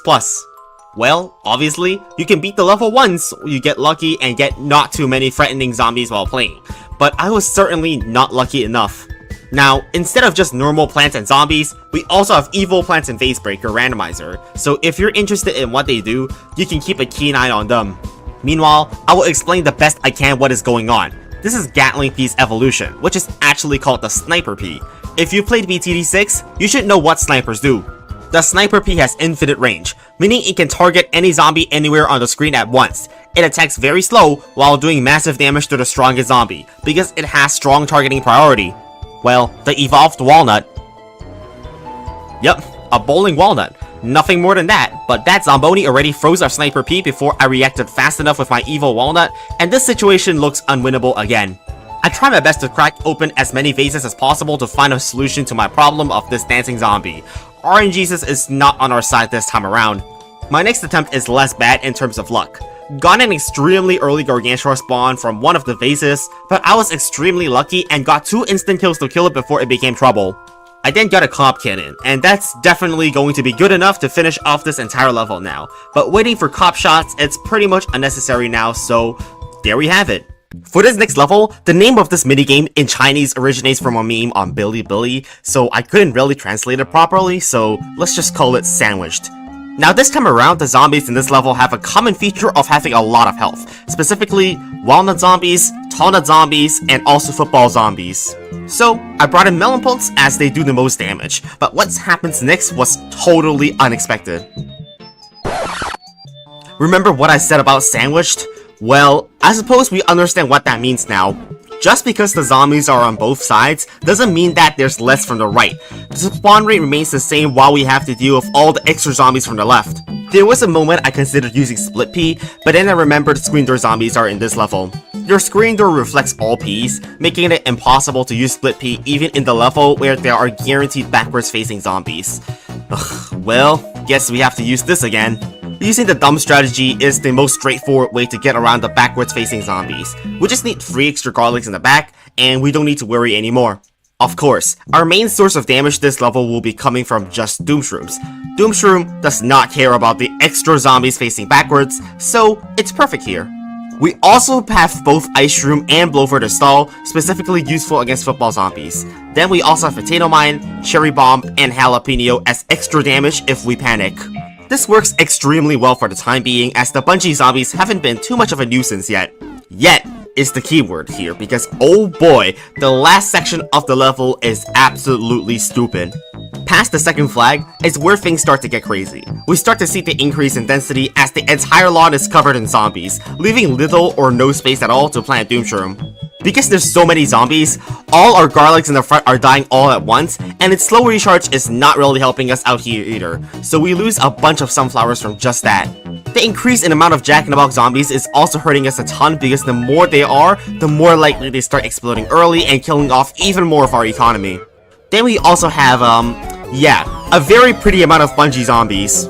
We're dealing with double the Bungie zombies compared to normal thanks to both sides spawning them in. It's pretty much impossible to get sunflowers faster than they are getting stolen by the number of Bungie zombies. And inevitably, when you have to deal with like 5 Bungie zombies a wave and not bring Umbrella Leaf, you're not going to have anything remaining. Nothing is spared in this disaster. It gets so insane that Bungie zombies start stealing literally nothing because the game is spawning more Bungie zombies than plants it can target, which, not good for us. I revised my strategy a bit to deal with that monstrosity of what is past the second flag by adding Pumpkin to our loadout and taking out Ice Shroom. Using Umbrella Leaf is unreasonable because we'll have to lose 9 out of 21 sunflowers we have right now to protect everything from Bungies. That's way too much sun production to lose out. Pumpkins will hopefully serve as an extra instant kill that can help deal with the massive amounts of zombies this level. Not only that, we also use Pumpkin as our way to get more sun producers in this level. We'll need a lot more sun than we had last run with how many Bungie zombies stealing our plants. Also, the amount of stalling they provide is very beneficial to build up our sun early on as well, as we have a ton of sun at the first flag, which is exactly what we need before our economy dies. An additional unexpected benefit of Pumpkin is also us being able to group up zombies together for more efficient potato mines, as the zombies in this level all have different speeds. Eventually, we won't be able to keep up with the number of zombies to keep planting more pumpkins, but that's fine, as they've already done their job and gave us a lot of extra sun. As the second flag comes, as expected, the screen once again gets carpeted by all the zombies, but this time around, I made sure all my garlics stay nice and healthy so we won't lose our sunflowers. Of course, losing some of them is still somewhat inevitable because of how many Bungie zombies get sent in to steal our plants, but that's why we need a reserve of 2000 sun. This reserve of sun is perfect for us to keep spamming more blowovers to keep pushing everything back so we can keep using Doomshroom to clear these massive hordes of zombies. However, it looks like that this sun isn't even necessary as us playing better has let us reach the final wave with a much more intact defense. Way to go, Pumpkin! Such a powerful supporting plan for the dumb strategy thanks to its on-death explosion. So the next level has probably the weirdest premise out of every level in Brutal Mode EX+. It's called Troll's Troll, and I didn't even fully understand the premise until someone explained it to me. Basically, there's a counter on the top right corner, showing the number of troll squashes out of 15. The objective this level is to troll the squash 15 times before the level ends. Yeah, I don't understand either what inspired the mod creator to make a level with an objective being having to troll the squash. What even is trolling the squash? Basically, a troll squash is when a squash jumps but hits no zombies. I first tried using the dumb strat so I can use garlic to divert zombies away from squash to make it miss. Sounds easy enough, right? Just plant a squash when a zombie is switching lanes. A consideration I failed to make was that this level has pole vaulters. Pole vaulters just jump over the garlics we place in the 9th column instantly, and 100 sun goes down the drain instantly. I cannot rely on using garlic at all when masses of pole vaulters past the first flag can easily invalidate practically every garlic we've placed down and stop us from doing a troll squash. Right now, I still only have 2 troll squashes, so at this rate we're only going to have 8 troll squashes by the end of the 4 flags, which is not enough for us to beat this level. All the meanwhile, balloon zombies continue to flood into our defenses. Alongside pole vaulters that invalidate our garlics, balloon zombies can also easily infiltrate and eat up our sunflowers. We're struggling to even just survive right now, and we still have our main quest to troll the squash 15 times in total, so it doesn't seem like this is the correct strategy for this level. I tried the same loadout with adjusted placements to ensure that it wasn't just a fluke that I was making that caused us to lose. This time, I placed my garlics on the 8th column. That way, when a pole vaulter comes, I can simply plant a flower pot on the 9th column to make it use its jump to avoid losing our garlic. This was definitely an improvement from last time as our sunflowers actually survived, so we could at least first survive the zombie waves before worrying about trolling the squash. But how much I would forget that as being part of the level objective is shocking. I literally could not remember to plant troll squashes because my head was so focused on trying to survive. Very quickly, the second flag was already approaching. I had a whole lot of sun in the bank, but not a whole lot of troll squashes yet. At this pace, we're going to lose this level for certain. Not only that, I start choking on my strategy of having to stop pole vaulters from jumping because I had to deal with a Gargantua at the same time as well, leading to our downfall. By the time that I had cleared up that situation with a Doomshroom, garlics were all dead already and it was basically impossible for us to get them back up again at this point of the level. Though I was able to pull off a lot of troll squashes right here as I was utilizing my Doomshroom to blow up all the zombies right before a squash was about to jump, bringing us to 7 out of 15. However, what would not be good for us at this point was that our economy would proceed to get completely destroyed by the number of pole vaulters on the 3rd flag.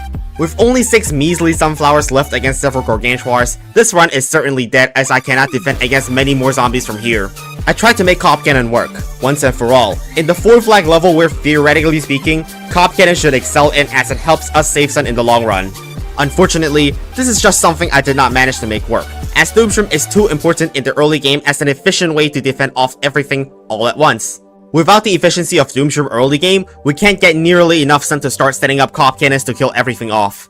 This is the point I decided to stop using garlic, as the benefit of using it to help us do a troll squash is simply not enough to justify using it in a level pestered with pole vaulters.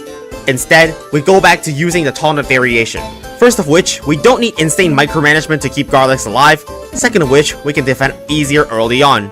No more mass blowover spam in the early game. Just using tall nuts as our way to defend off all the weak zombies is the ideal way to conserve sun to use for trolling the squash 15 times. Using tall nuts also make a lot of sense when we have to deal with balloon zombies this level, as we don't want balloon zombies to pop when they're flying over sunflowers. As for how to get our 15 troll squashes, all we actually need to do is to utilize our Doomshroom. When a Doomshroom is detonating, we plant our squash, and we can troll it. Once again, our strategy this level is to spam blowovers to stall out Gargantua so they can't reach our tall nuts until we have used enough Doomshrooms to kill them. But a problem that I might have here is I started doing the troll squashes a bit too late, and I might not be able to get enough before the end of the level as I'm only a third of the way there. Not only that, after the 3rd flag is going to be a lot more Gargantuars than we already had to deal with, and we're already struggling to keep up with the amount of Gargantuars right now. With Gargantuars now pestering every lane at once, no matter how much sun I have, it's impossible to stall 4 lanes at once with Blover as we are restricted to its cooldown. Once we get an unlucky Bungie ambush, we're basically dead now, as we have practically no more economy to work with, and we still need to throw 5 more squashes. I could try and survive for the next few waves with what I have left, but it's just simply not enough time to get in all my throw squashes either, so this run is fully dead at this point. In my next attempt, I made sure to have all my tallnets already fully set up by the first flag to start doing my throw squashes as soon as possible to complete the level objective. Another thing I did was also take out Gravebuster to use Potato Mine instead, since we need just a bit more damage when our squash is out of commission to use this level. Our progress is very strong this time around, getting up to 7 out of 15 troll squashes already only halfway through the section between the first and second flag with our better play. Another nice thing I remember to do this time is to use Blovers at the start of each wave to make sure we pop the balloon zombies early before they can infiltrate and eat our sunflowers. All in all, these optimizations help us build up a tremendous amount of reserve sun, and we're already pretty close to finishing off the level objective to get 15 troll squashes before the third flag. After trolling a few more squashes, we have finally reached the end of this level. By using our 15th troll squash activated by a cherry bomb, we were able to beat Troll's Troll. That's all for today's levels of Bruno Mode EX Plus's secret page with a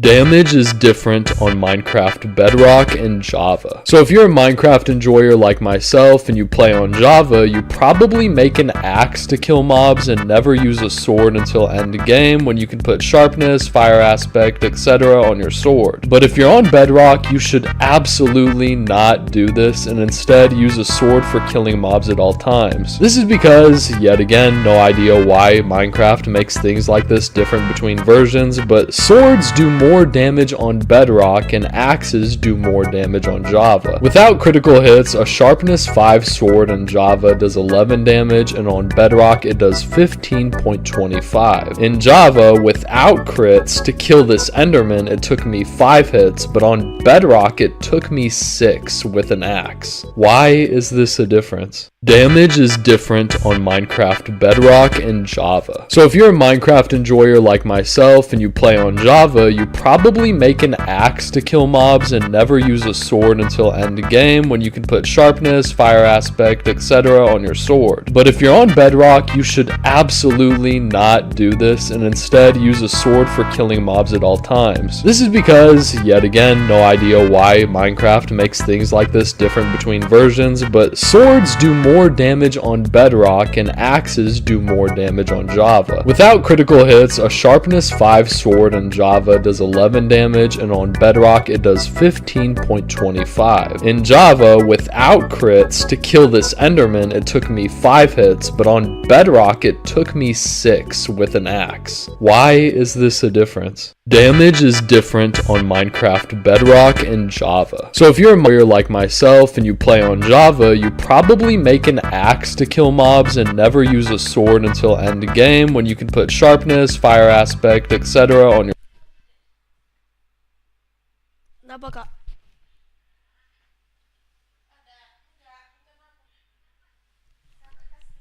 sword. But if you're on Bedrock, you should absolutely not do this and instead use a sword for killing mobs at all times. This is because, yet again, no idea why Minecraft makes things like this different between versions, but swords do more damage on Bedrock and axes do more damage on Java. Without critical hits, a sharpness 5 sword in Java does 11 damage and on Bedrock it does 15.25. In Java, without crits, to kill this Enderman it took me 5 hits, but on Bedrock it took me 6 with an axe. Why is this a difference? Guys, what the hell? Am I the only one doing tasks? Blue, what were you doing? I was with orange and yellow. were watching Pink do a task. Green? I was on cams. I can confirm they were pink. Red? Also watching. Is anybody taking their jobs here seriously? You know what? I'm out!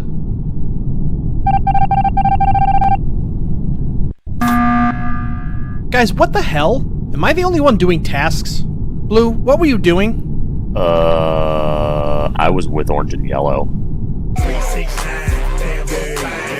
We were watching Pink do a task. Green? I was on cams. I can confirm they were pink. Red? Also watching. Is anybody taking their jobs here seriously? You know what? I'm out!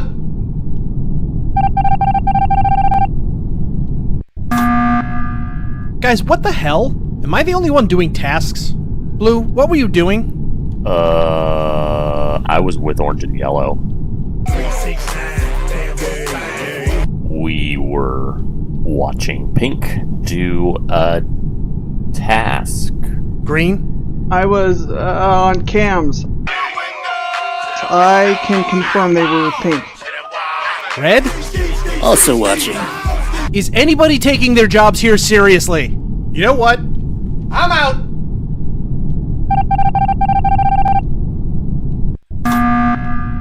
Guys, what the hell? Am I the only one doing tasks? Blue, what were you doing?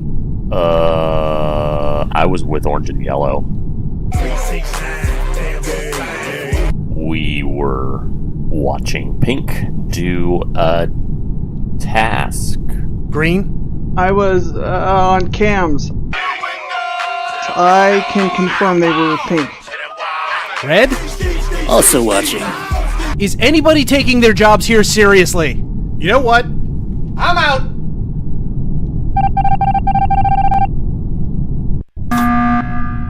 Guys, what the hell? Am I the only one doing tasks?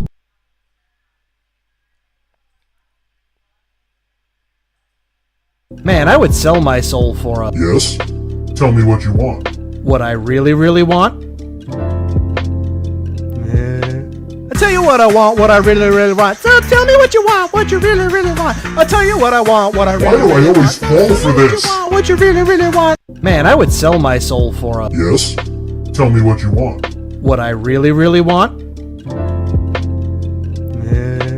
I tell you what I want, what I really, really want. So tell me what you want, what you really, really want. I'll tell you what I want, what I really, Why do I always fall for this? What you really, really want. Man, I would sell my soul for a... Yes? Tell me what you want. What I really, really want? I tell you what I want, what I really, really want. So tell me what you want, what you really, really want. I'll tell you what I want, what I really, Why do I always fall for this? What you really, really want. Man, I would sell my soul for a... Yes? Tell me what you want. What I really, really want? I tell you what I want, what I really, really want. So tell me what you want, what you really, really want. I'll tell you what I want, what I really, Why do I always fall for this? What you really, really want. Man, I would sell my soul for a... Yes? Tell me what you want. What I really, really want? I tell you what I want, what I really, really want. So tell me what you want, what you really, really want. I'll tell you what I want, what I really... Why do I always fall for this? What you really, really want. Man, I would sell my soul for a... Yes? Tell me what you want. What I really, really want? Phone's updating. Hey, can I install some updates? Not right now. Okay, cool. Computer's updating. Hey, gonna install some updates. Oh, no, you will not. I'm in the middle of... Too bad, wasn't asking. Phone's updating. Hey, can I install some updates? Not right now. Okay, cool. Computer's updating. Hey, gonna install some updates. Oh, no, you will not. I'm in the middle of... Too bad, wasn't asking. Phone's updating. Hey, can I install some updates? Not right now. Okay, cool. Computer's updating. Hey, gonna install some updates. Oh, no, you will not. I'm in the middle of... Too bad, wasn't asking. Phone's updating. Hey, can I install some updates? Not right now. Okay, cool. Computer's updating. Gender reveal cakes. A guide. Blue. It's a boy. Pink. It's a girl. White. It's non-binary. Binary. It's a computer. Black. It will occur in the end times, like the prophecy foretold. Funfetti. It's a party. Red velvet. Whoops, cake mix-up. That one's just a normal cake. Spiders. Holy fuck, spiders. Gender reveal cakes. A guide. Blue. It's a boy. Pink. It's a girl. White. It's non-binary.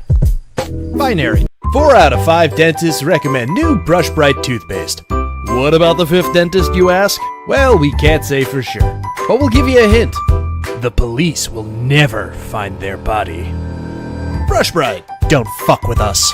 4 out of 5 dentists recommend new Brush Bright toothpaste. What about the 5th dentist, you ask? Well, we can't say for sure, but we'll give you a hint. The police will never find their body. Brush Bright. Don't fuck with us. 4 out of 5 dentists recommend new Brush Bright toothpaste. What about the 5th dentist, you ask? Well, we can't say for sure, but we'll give you a hint. The police will never find their body. Brush Bright. Don't fuck with us. 4 out of 5 dentists recommend new Brush Bright toothpaste. What about the 5th dentist, you ask? Well, we can't say for sure, but we'll give you a hint. The police will never find their body. Brush Bright. Don't. Bob it! Twist it! Pull it! Burn it! Burn it, mortal! Cleanse the world in fire! Bob it! Twist it! Pull it! Burn it! Burn it, mortal! Cleanse the world in fire! Bob it! Twist it! Pull it! Burn it! Burn it, mortal! Cleanse the world in fire! Bob it! Twist it! Pull it! Burn it! Burn it, mortal! Cleanse the world in fire! Bob it! Twist it! Pull it! Burn it! Burn it, mortal! Cleanse the world in fire! Bob it! Twist it! Pull it! Burn it! Burn it, mortal! Cleanse the world in fire! Bob it! Twist it! Pull it! Burn it! Burn it, mortal! Cleanse the world in fire! So, what do you think makes you qualified to join the League of Superheroes? What do you bring to the table? I have tamed and befriended a mythical unicorn. Together we fight crime. So, about that. It looks like your unicorn is actually a horse with a knife taped to it? How dare you! Mr. Stabbington is a pillar of the community. I will not sit here while you slander his good name.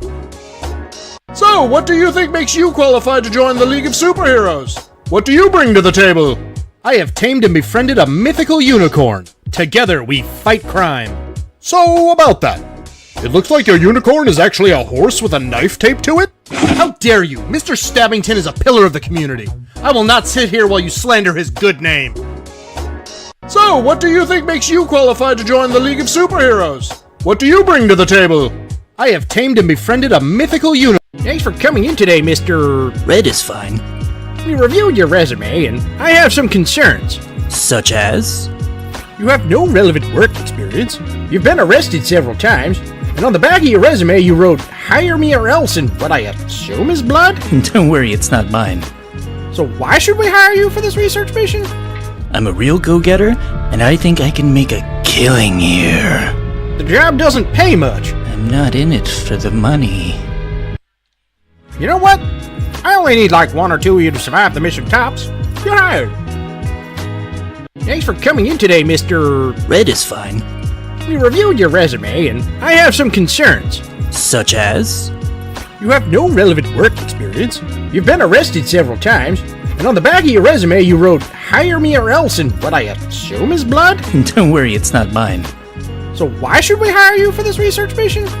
I'm a real go-getter, and I think I can make a killing here.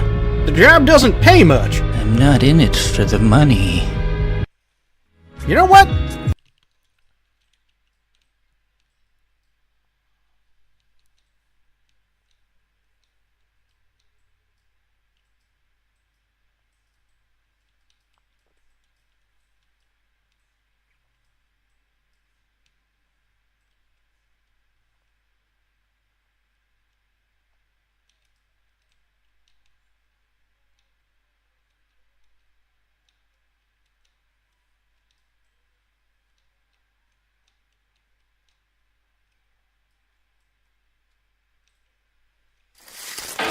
Ngopi bareng ala kafe. Bisa kapan aja. Di mana aja.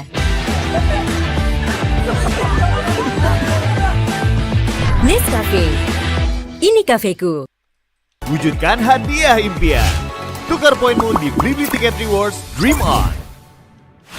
The premise of the movie is set in an advanced futuristic world. Virtual reality has become indistinguishable from the real world thanks to numerous modernized technologies. A big tech company organizes an exclusive virtual reality game, but unknown to the public, whatever happens in the game also happens in the real world, which means if the player dies in the game, he does in the real world as well. One morning, 8 civilians from New York City are called and are provided a chance to win $100,000, given that they agree to beta test a new virtual reality game. Even though the offer is random and sketchy, all 8 of them decide to take it and arrive at the given address. Upon meeting each other, they find out that they are all established gamers. The organizer of the game welcomes them through a one-way announcement to minimize the player's interaction with other humans. They are told to sign a contract before getting dressed in their armor. The players are only allowed to use each other's gaming names and keep personal interaction to a minimum. They wear motion suits before getting scanned and putting on their armor. It connects with their suit and becomes one with the player. The armor consists of 54 motion sensors that will help the players function properly in the virtual world. They are designed to let the players experience the closest possible experience to modern warfare. Everyone gets dressed immediately except for one player named Terrorist. He is hesitant because of his name, which was supposed to be ironic. He is also doubtful of the technology they're testing and thinks it might be harmful. The others ask him to go back home, but the doors to the room don't open. It turns out that the game cannot start without all players joining. Eventually, Terrorist is convinced to join the others. The armor starts and the room changes completely. The white modern interior is replaced with the rustic walls of an abandoned building. The players are shaken because it is almost like they teleported to some other place. Not just the wall, but their clothes also change into army uniforms, and their tattoos and any scarring on their body vanish. One player tries touching the beer bottles lying around, but his hand goes through them. This game sucks. Another guy opens his helmet to see where he is, and sure enough, he is still in the same room. Putting the helmet back on, he joins the other in front of the window. Outside, a chopper is fighting battles in the middle of a destroyed city. A player named Reaper is the most excited out of everyone. He has been dreaming of getting to experience this level of virtual reality every day. His excitement paints him as a fool in front of everyone, but he doesn't seem to care. That's a true gamer. As they wonder what they should do next, the army captain appears and orders them to stand close. Everyone is intimidated by the man, but then they realize he is not real. When they take their helmets off, they are back in the white room with no captain around. The players, amazed by the technology, decide to continue to explore it. They grab a gun each and test firing at the bottles. Seeing the players get irresponsible with the guns, the captain shoots a guy, showing them that their body armor is destroyed with a single hit. He warns them not to get hit a second time, and the players assume they will get eliminated if they do. The captain explains that their building has been overrun by a group of highly trained terrorists. The players' aim is to fight them and make it to the ground floor. They are each given a medikit, which will help them if they get hurt. The game starts on the 25th floor, and the players start looking around. Initially, they are excited and not so careful, but it is until a terrorist suddenly appears in front of them. Shooter quickly dodges and kills the man, revealing that he is a trained soldier. Everyone else feels relieved to have someone like him in the group. They are also a lot more careful after this. The win takes them to level 24, which has a high voltage threat involved. They get a bunch of new weapons because as the levels decrease, the dangers increase. A man named Alta gets the first kill and is thrilled to see blood on the floor. He grows more violent with each shot and kills many opponents. Reaper gets the least kills and is almost shot by a terrorist before Shooter saves him. However, in the process, Shooter gets shot and loses his armor. A girl named Taylor reveals that she came to her friend's place and wasn't supposed to be in the game. She panics and breaks into tears, while another girl named Mustang comforts her. Suddenly, the 5th member of the group, Cox, gets shot twice. He drops to the ground and cries in pain. Everyone else is confused because the suit is not supposed to make them feel pain. Even when Cox takes off his helmet, the pain won't go away. He is immediately injected with the medikit, which finally helps him with the pain. He is now sure that the game is not what they think it is. The first gunshot might not do them any harm, but the second one will definitely kill them. Some of them think that they are in a reality show, but none want to continue playing. Terrorist tries taking his helmet off before realizing that he is stuck in a panic, Alta starts blaming Shooter for being in on the death game. Shooter, in turn, storms off to another room. What the players do not know is that the next level game has already started, which means the place is swarming with terrorists. Before Shooter knows it, he is shot in the back. Outside, the other players are also attacked, but they manage to dodge in time. Taylor tries running down to a lower level, but the game stops her because they aren't allowed to go down before they complete the previous level. Reaper thinks fast and throws a grenade at the enemy, killing them at once. When everything goes silent, they return to Shooter and find him dead in the hallway. This confirms that a player's death is possible and makes everyone nervous. They have to proceed to the next level soon, but Terrorist suggests they try taking their helmets off first. A member named Da Chief warns them to stop, but Cox and Terrorist don't listen. They forcefully try taking their helmets off, which causes the virtual captain to get mad at them. He pushes Terrorist to the ground and kicks him repeatedly, commanding him to never try breaking the rules again. The group finally accepts that the only way to get out alive is by winning the game. They go down 2 more floors and reach the 20th. The challenge is to use knives at this level, because the place has had a gas leak, and any gunshot will blow the entire thing up. The first few seconds into the game, the Chief is almost killed before Alta saves him. He could do anything to survive and is the most dangerous out of all of them. Following his steps, the group does great in the next few levels. However, they also lose many medikits through the process. At one point, Mustang is left with the last kit, but both Reaper and Cox are hurt as she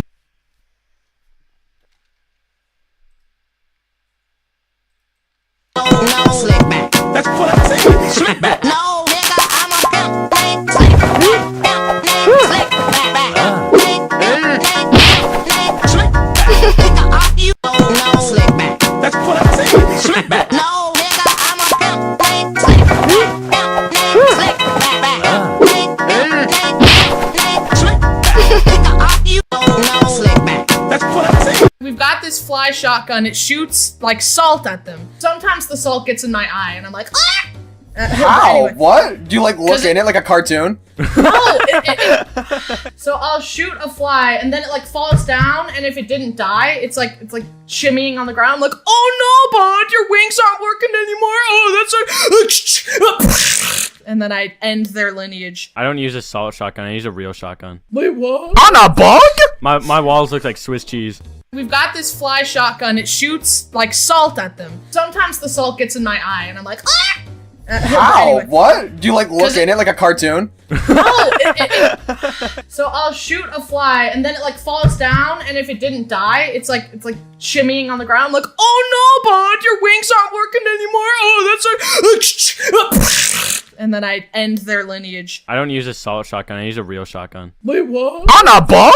My walls look like Swiss cheese. We've got this fly shotgun. It shoots like salt at them. Sometimes the salt gets in my eye and I'm like, ah!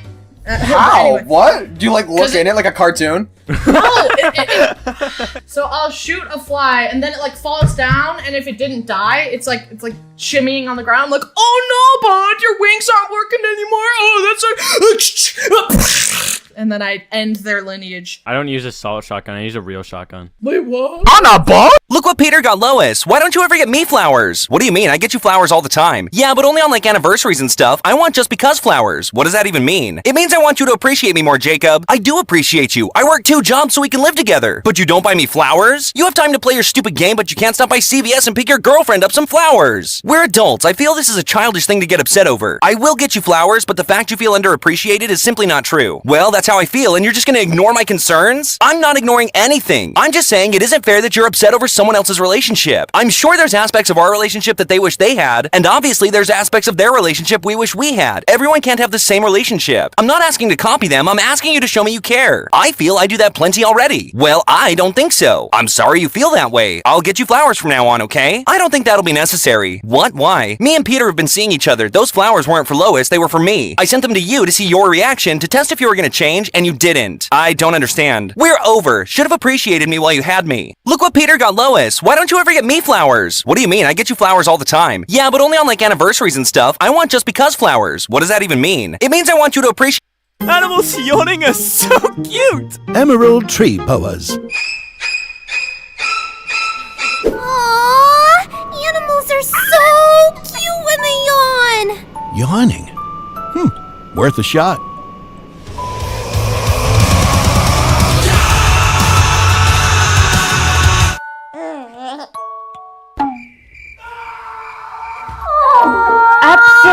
Absolutely not.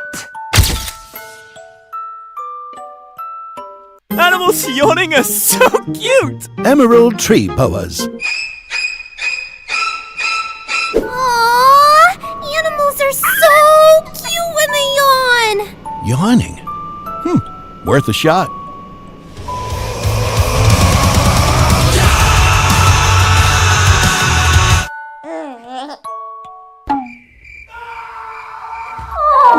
Absolutely not.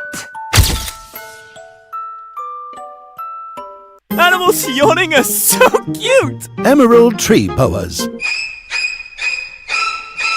Aww, animals are so cute when they yawn. Yawning. Worth a shot.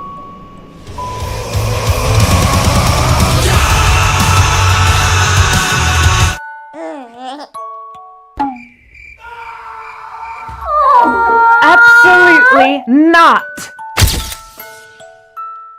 John was boasting to his boss, saying, "I know everyone. Just name someone and I know them." Tired of his boasting, his boss challenged him. "All right, John, how about Tom Cruise? Tom and I are old friends. I can prove it." They flew to LA and Tom greeted them warmly. But boss is still skeptical. The boss tells John it was luck. John says, No, just name anyone else. President Biden. Boss said, "Old buddies, let's fly out to Washington." At the White House, Biden welcomed them for a chat. The boss still not convinced. John again insists boss to name anyone else. "Pope Francis," boss said. "Of course! I've known the Pope for years." Off they fly to Rome. At St. Peter's Square, John and his boss are assembled with the masses. John says, "I know all the guards. Let me go upstairs and bring the Pope out on the balcony." An hour later, John comes with the Pope on the balcony. But when John returns, he finds his boss surrounded by paramedics. John asks the boss what happened. His boss says, "When you and the Pope came out onto the balcony, the man next to me said, 'Who the fuck is that on the balcony with John?'" John was boasting to his boss, saying, The talented chef extended his index finger. He dipped his finger into the broth on the tomahawk pork chop. The flavor of the pork is just right. Realizing that the taste of the dish itself was enough to impress the judges, Jack started to stop his teammates. He says he doesn't need the sauce. His teammates think he's joking. They said, "How can you just put a big piece of pork on a plate?" When he saw that his teammates weren't listening, Jack reached out to stop them. Jack reached out to stop him, but he couldn't dodge in time and burned his palm on the very hot sauce. Seeing the only sauce spilled all over the floor, his teammates were furious. They thought it was over. They told Jack they'd be eliminated, but Jack said he didn't need the sauce. There was a loud noise and it was announced that the competition was over. And then the three judges wandered over. The judges were uninterested in the mediocre presentation and appearance of the pork chops. They wanted to have a taste of the pork chop, but the next moment the aroma of the pork chop completely filled their mouths. They were stunned. They talked about the flavor of the dish. They praised Jack's pork chop for its softness and flavor. Jack's pork chop was fluffy and flavorful, so they qualified for the next round. When the judges announced the results, they were very happy. Jack thanked the judge Anna, not realizing that he had already caught the attention of the judges. In the evening, the judge Anna was going home from work, but when she passed by the kitchen, she saw all the staff gathered around. The talented chef extended his index finger. He dipped his finger into the broth on the tomahawk pork chop. The flavor of the pork is just right. Realizing that the taste of the dish itself was enough to impress the judges, Jack started to stop his teammates. He says he doesn't need the sauce. His teammates think he's joking. They said, "How can you just put a big piece of pork on a plate?" When he saw that his teammates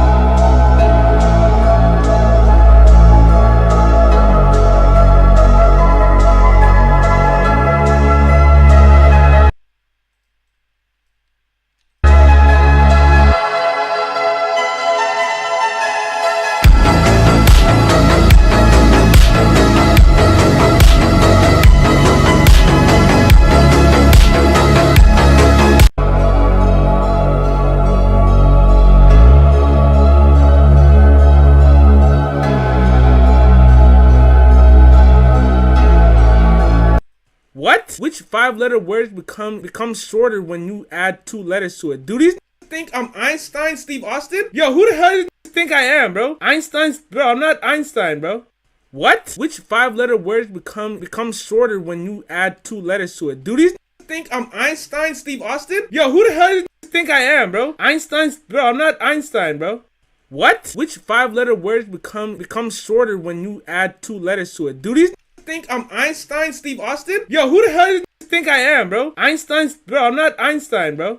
What? Which 5-letter words become shorter when you add 2 letters to it? Do these think I'm Einstein, Steve Austin? Yo, who the hell do you think I am, bro? Bro, I'm A magician comes to you with a challenge. The prize is a staggering $1 million. Once you start the challenge, you will have to constantly move and never stop for any reason. You will have to constantly keep walking or running for 24 hours. After exactly 24 hours, the challenge will end and you will receive your prize. Before you accept, keep in mind the rules. You must walk at least 2 kilometers every hour. If you don't, or if you stop for any reason for even a fraction of a second, you will explode and lose the challenge. You can only move on foot. Driving a car or flying an airplane does not count. Just in case you'd like to double your prize, you can also agree to have a random competitor. In addition to the rules that I mentioned, you will also have to walk a larger distance than your opponent. The one who walks the longest distance will receive $2 million, and the loser will just explode. If someone explodes too early, the opponent wins automatically. Do you accept? A magician comes... I remember your face. Why isn't anyone? Please.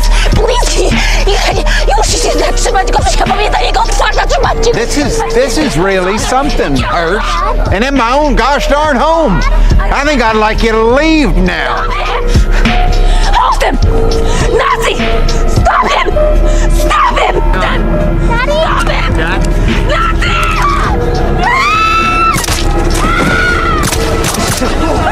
What are you doing? What is happening? This is him!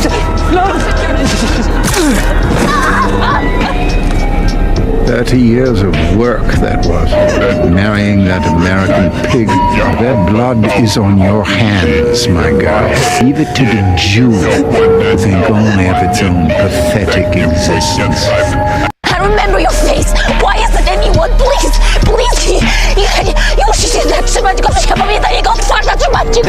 This is really something, Earth. And in my own gosh darn home. I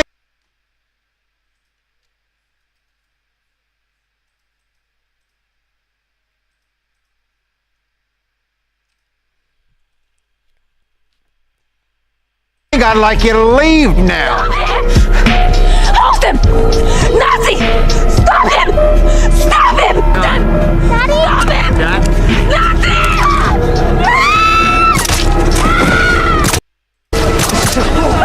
What are you doing? What is happening? This is him!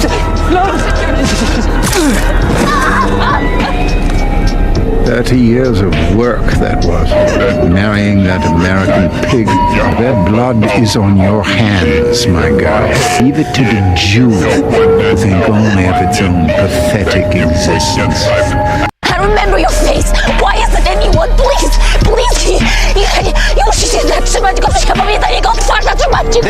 This is really something, Earth. And in my own gosh darn home. I think I'd like you to leave now. Hold him! Nazi! Stop him! Stop him! Daddy! Stop him! Nazi!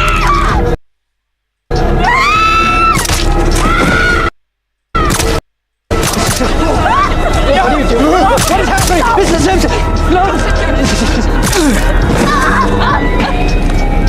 30 years of work that was. Marrying that American pig. Their blood is on your hands, my guy. Leave it to the Jew to think only of its own pathetic existence. I remember your face. Why isn't anyone? Please.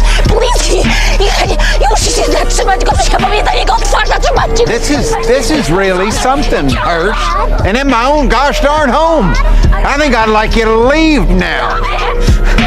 Hold him! Nazi! Stop him! Stop him! Daddy! Stop him! Nazi!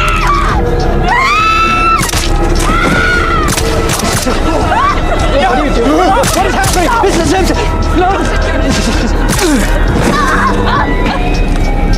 30 years of work.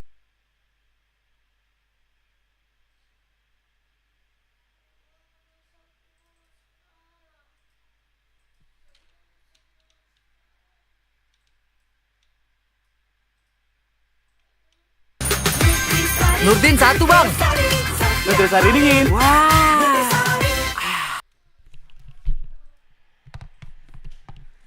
Guys. Kenalin. Mesti gercep nih. Baru, Men's Biore Bright Expert. Foam lembut dengan 5 kali vitamin B3. Cepat bersihkan noda hitam, muka auto cerah. Men's Biore, expertnya wajah cerah.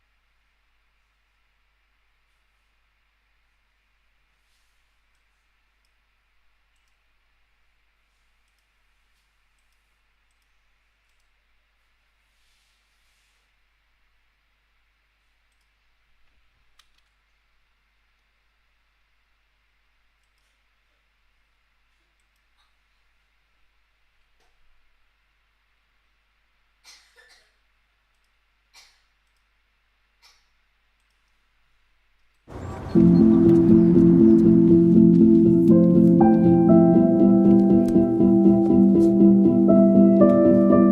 all the reasons we work. Purcell. Work and smile.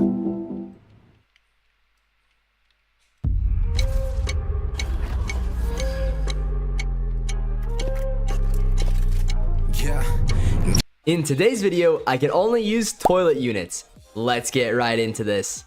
Alright guys, so step one is to equip our toilet units. So some of these may be like the glitch cameraman. We got the engineer because he spawns in toilets. And then on top of my mind, I can think of like the car toilet looking guy. I think it's the car speaker man. I'm pretty sure he's a toilet guy. Eventually he turns into one. So other than that though, guys, I don't really think that there's any other units that are necessarily toilets. So we might be in a little bit of trouble out here. This is definitely going to be a tough challenge. But me and my teammate here hopefully could do this. This is UTC, by the way, guys. If anyone doesn't know him, UTC was tonight's top donator in my stream. So huge shout out to them. They were absolutely insane. They gifted over 100 members. So I want everyone in the comments of this video to type WUTC because he's insane. So let me tell him what to do, and then we'll go ahead and we'll jump into the Turkey Town, guys. If we can't win there, we'll do Nightmare mode. And if we don't win there, we'll try hard mode, and we'll see which one that we could actually take on. But hey guys, before we jump into this, we are right now doing a signed mythic giveaway. If you guys would like to enter that awesome little giveaway, all you gotta do is leave a like on this video, and of course, smash that subscribe button. We're trying to hit 400k by the end of the year. And lastly, leave that comment saying WUTC, alright? Once you guys do those couple things, head on over to my website, ltcrazy.com, and I'll show you guys what to do next right now.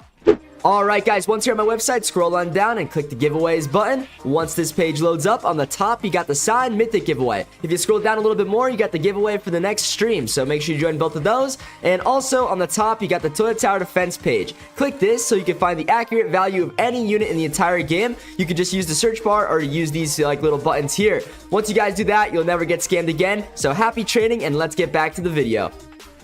Alright guys, so me and UTC are both ready. I got all my units equipped. I got a money making and also a camera repair drone because otherwise it'll be impossible. And then he has his units as well. He doesn't have exactly what I have, but you know, because he's missing like the engineer and stuff. He also has the medic instead of the camera repair drone. But hey guys, that's okay.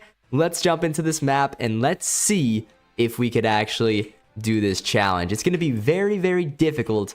Don't get me wrong, but I do think it's going to be possible. Right here is definitely going to be the money spot. Hopefully he knows to drop his repair drones down first.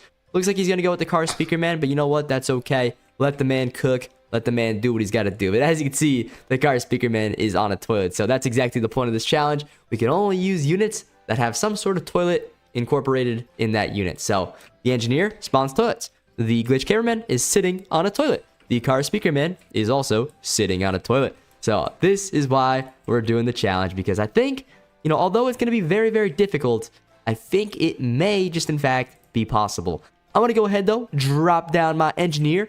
He's a big, bad unit. Obviously, at first, he only spawns the camera rover, but once you upgrade him a little bit, he will, in fact, spawn toilets. And then eventually the tank, which is awesome. That's going to be our key here. So once we get that tank, we might be in a solid position, boys. But for the time being, things are going to be a little bit difficult. Now, let me tell him to save up for that glitch. Save up for glitch. He really needs to get that mythic down. Otherwise, we may be in big trouble. So we just got to hope for the best, guys. It looks like that camera rover put in work and actually took out all the enemies there. So that's pretty darn awesome. We'll take that any day of the week, guys. Let's go. All right. With that being said, though, let's throw down some more pumpkin farmers, maybe up here in the front. And eventually, we will get those things upgraded. But for the time being, I'm not going to worry too much about them. I just want to get as much money going and as fast as I could, because that way I'll be able to upgrade my troops later on much, much easier, guys.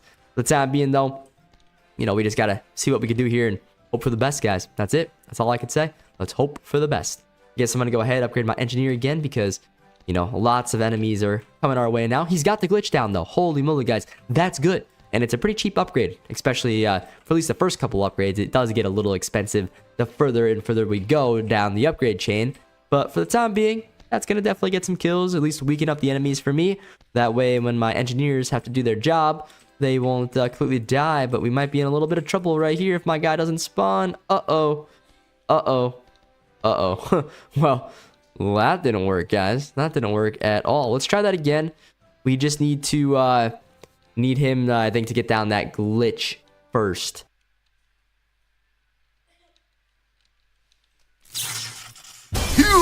Bro, cobain. Head and shoulder. Aduh, head and shoulders. Aduh, sekali lagi yo. Bro, move on ke head and shoulders. Salah. Malah kebalik. Dapatkan di minimarket terdekat.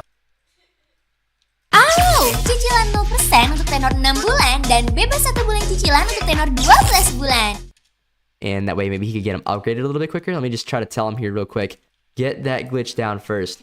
Do glitch first. And first units scientist cam. That way, you know, he gets extra money during the match, and he won't let that happen this time, because that was a little bit deadly there. That did not work out for us, guys. Let's all just take a moment here and let's pretend that that didn't just happen. All right? The quicker we pretend that didn't happen, the better off we're gonna be, guys. The better off we're gonna be. So maybe I go ahead, drop down the engineer again, and we'll try that strategy one more time here, guys, and hopefully this time we won't die. But he should have enough money here, maybe after the next wave skip, to get down that glitch. And then all these little small toilets shouldn't be a problem.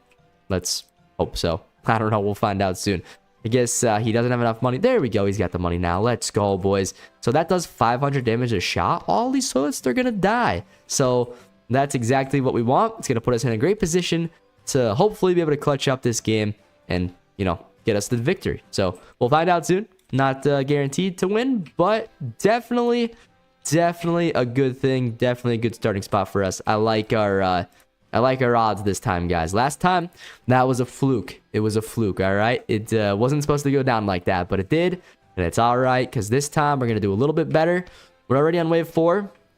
You know, this is going to be tough. It's going to get very, very difficult very, very quickly, but this time, I got my upgrades a little bit earlier on there, so now my engineers have 5,000 health, whereas these assassins, they only have 640. So we will be able to, you know, just drive right through them, I think, this time. So that's good. He's saying stuff in the chat. Let me read that. Why glitch in level 1 look faster than cooldown? Well, I have no idea. That's true. I don't know. I don't know. LOL. I don't know, guys. But that's weird. I actually, I've noticed that before myself. It's a very weird animation. I'm not gonna lie, guys. The, you know, that unit. For some reason. I don't know what it is about it, but it is what it is what I like to say. All right, let's get some upgrades on these pumpkin farmers, though. I think that's going to be helpful for us. It's going to get us extra money, put us in a good position to be able to take out that next boss. That boss, I think, has how much HP? 32,000, guys. But luckily, you know, my teammate now has a level 3 glitch cameraman going crazy. It's doing 3,000 damage per second, guys. That's amazing. It really is. Now, I also have an upgraded, no, not yet. Now I do. I have an engineer that's got 20,000 HP being produced every single couple seconds. I think, what, 20 seconds, guys? That's not that bad, right? I mean, that's solid. It's decent. Is it going to be enough to win this game? I surely hope so. I don't know if he has auto skip on or not, but, you know, we just got to stop skipping at wave 18, because once that UFO comes, that's when things get crazy, you know? But for now, we should be fine, I hope. But this is where it's going to get real, guys, right here, right now. So we're going to find out soon. Did he just get the next upgrade? Okay, no, I don't know. It seemed like he did a lot of damage there or something, but we just did a lot of damage on that boss, which is very nice. And then my next couple camera toilets should be coming through here, and we should be able to wipe him out pretty easily, guys. We do got that turkey toilet, though. He's got a lot of HP, so it's going to take about one more, guys. So that's not that big of a deal. I mean, we'll get him eventually, but for the time being, it's going to be a little bit scary, guys. I just need $2,000 more. I get the next upgrade here. We should probably turn off auto skip. It's looking a little dangerous, so let's turn off auto skip here. Otherwise, we might end up in some serious trouble. So I want to play it safe, get the W, and then, you know, be in a good position here to win this game. Looks like some of his guys are getting stunned. There we go. He's got the medic down. I was going to just put that there. That's a smart move, man. I like what I see. I was just about to put the camera repair drone down for you, but yeah, beat me to it. So that's what I like to see. That's a good teammate right there, guys. This dude actually looks like, so you guys know how in most of my videos, not all of them, but some of my videos, I play with Chicken. He's my moderator. It's because he's usually top donator, but he usually dresses up as a turkey. Now, this guy is a turkey, so it's kind of a coincidence, but this is not Chicken, guys. This is a completely different guy. This is UTC once again. Absolute legend. But, yeah, different guy. Pretty cool, though. Just weird that he looks like Chicken. I don't know. It's kind of funny. But Chicken is a penguin now, so I guess he's a little bit different, right? But hey, guys, guess what? I just got my upgrade. So now I am doing 50 1,000 damage per tank, which is insane. Look at that, guys. We got our first tank already, boys. Holy smokes, that's really good. Let's go. All right, we'll get this next upgrade here in no time. I just need a little bit more money, but his glitches are going crazy. They're taking out most of these enemies. Very good for us. I'm going to go ahead and get this next pumpkin farmer upgrade. Once I get that, it's going to help us produce 500 extra dollars every single round, guys, and that's amazing. There we go. We got the upgrade. All right, perfect, perfect. We'll go ahead. We'll start upgrading this pumpkin farmer, and that's going to be perfect for us. All right, so we got 1, 2. Do I only have... I think I only have 4 pumpkin farmers down, guys. I should get down another one. What am I doing here? I'm like forgetting how to play the game, I think, guys. There we go. We got the next pumpkin farmer down. Didn't mean to do that. That's a mistake. But now is probably a good idea to get down some... I guess, I don't know. He's going glitches. I might as well go engineers, right? I mean, why not? It's probably a smart move. Let's do that. We got another engineer to 20,000 HP. So me, personally, am doing 70,000 damage for 20 seconds.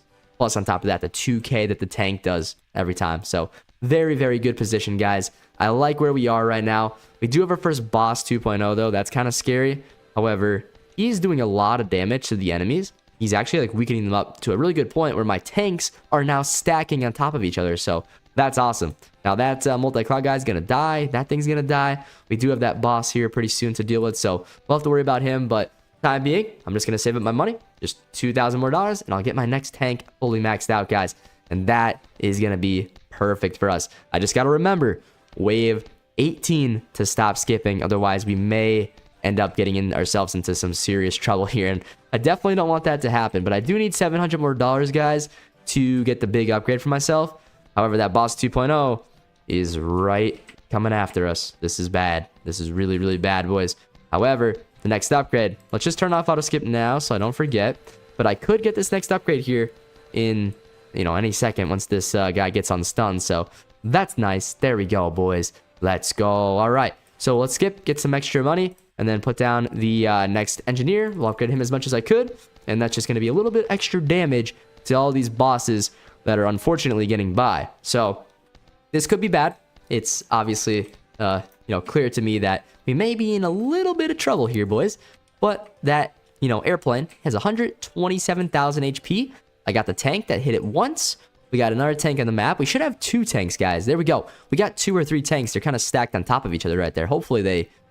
Okay, we just got gypped. Well, that's not fair. Wow. I'm just going to say ... We just got done dirty. That was a unfortunate moment right there for the LT Army, guys. That shouldn't have happened. We had our tanks down. They just weren't moving. That was completely the tank's fault, unfortunately. But, all right. It is what it is. We're going to have to deal with it. Let's deal with it. And let's complete wave 18, guys, because this is a scary wave. We got bosses, buzzsaws, and other mean enemies that could potentially take us out if we're not careful. So we got to clutch up. We got to play it safe. And we got to get that victory. Because I don't want to lose another challenge, guys. I'm sick of losing challenges. I want to start winning challenges again. So let's win this challenge. Here we go. Let's see. Can we take out this Mutant 2.0? If not, if we lose to a round, we just auto skip to wave 10. We go to Nightmare. We go to Nightmare next. We'll try Nightmare next because this is Abysmal mode. If we lose here on Abysmal mode, well, let's not waste our time anymore. Let's go over to Nightmare mode and try that map. That could be fun. And we might be able to beat that one, and that'll be awesome. So we'll see what happens. I'm at $1,600 though. We could maybe upgrade this guy right there just to help us get some extra money. Very nice, very nice. We have, it looks like 1, 2, 3, 4 tanks, 5, 6 tanks back there. So, I mean, is that going to be enough? It seems like he didn't damage that buzzsaw at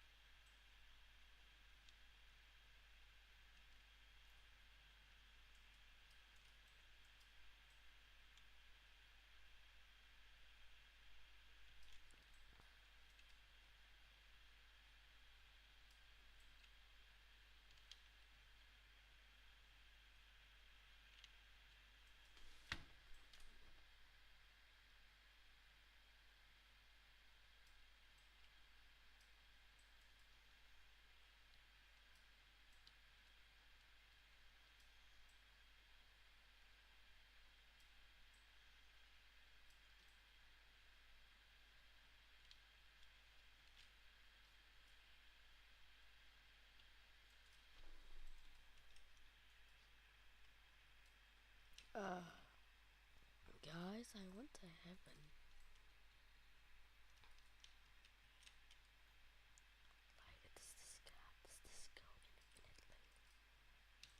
Man, does this go infinitely? Making great progress, maybe? Who knows? Is this teleporting me? Like, what? Come on.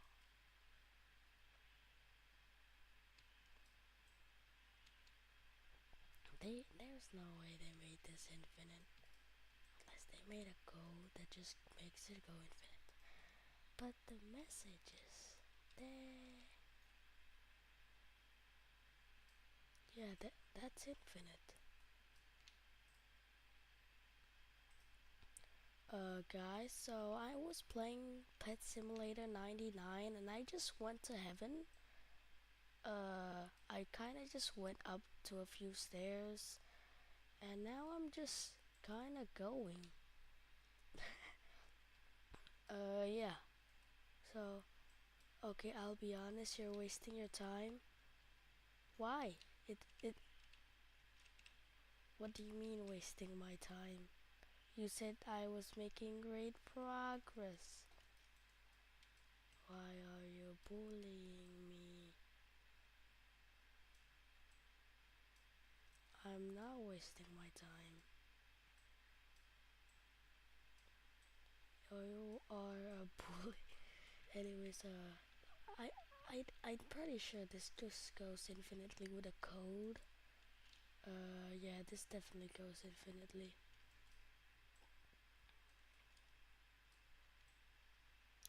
The chat, the 1 to 3, the chat, does this teleport me? Does this teleport me or is it has the code that just makes it infinite? What's the next message? I want to see the next message.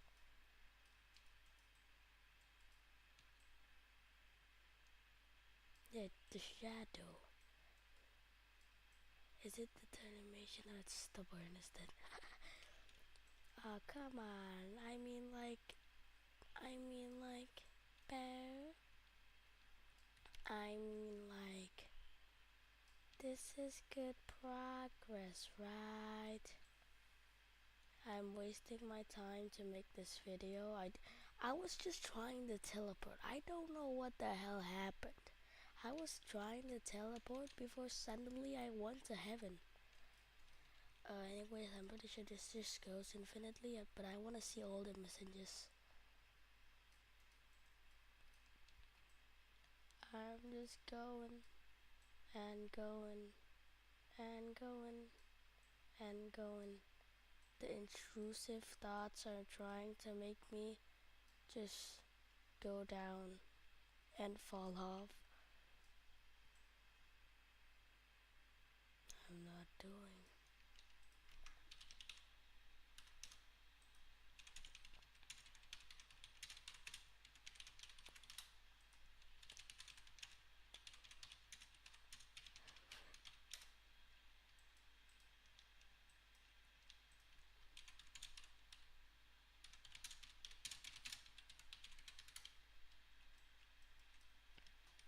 Yeah, it's just going up the stairs.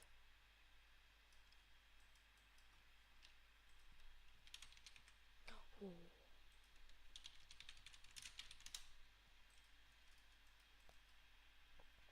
What? Come on. There has to be more up to this. That it's infinite? I don't know. I wish I could use hoverboards. That's the sound of endless.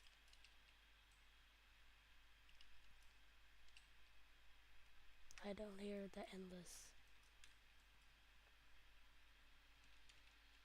Yeah, I'm just gonna jump here. I'm pretty sure that makes it faster. I don't know. A little bit faster.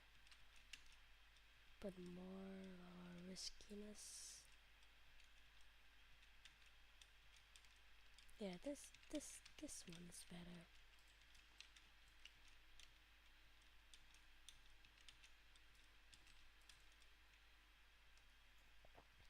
Does this go infinitely?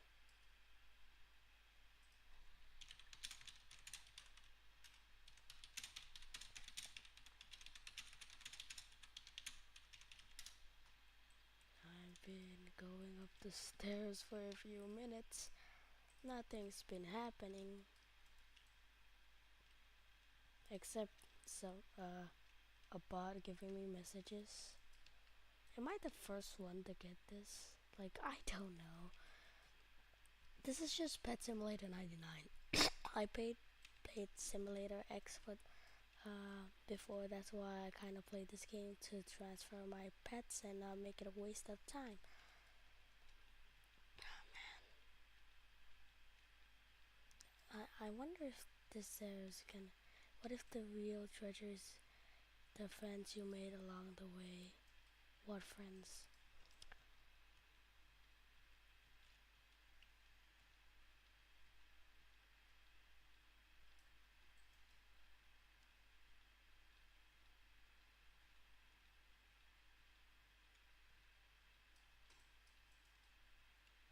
They just keep giving me messages, bro. I'm just gonna go down if I want to stop.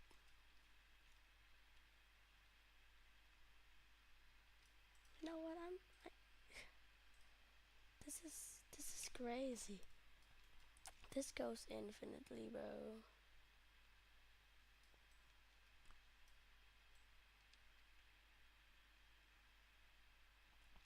Anyways, I might just like stop the video right here. I'm just gonna give you progress if there's anything new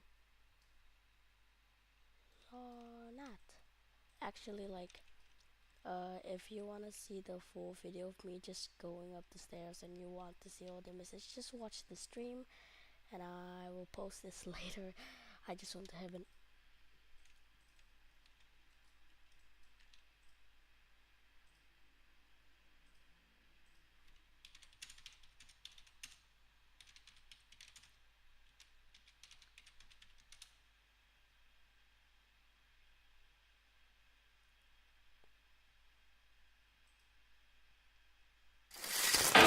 Ngopi bareng ala kafe.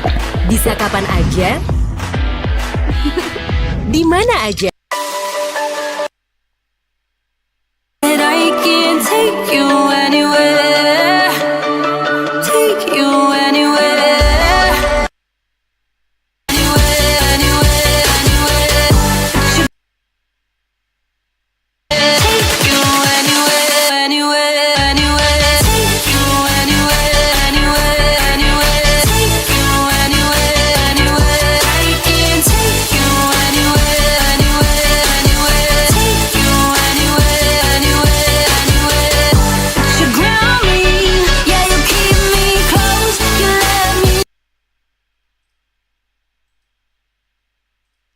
yeah, so I just watched the video and this is just an infinite loop.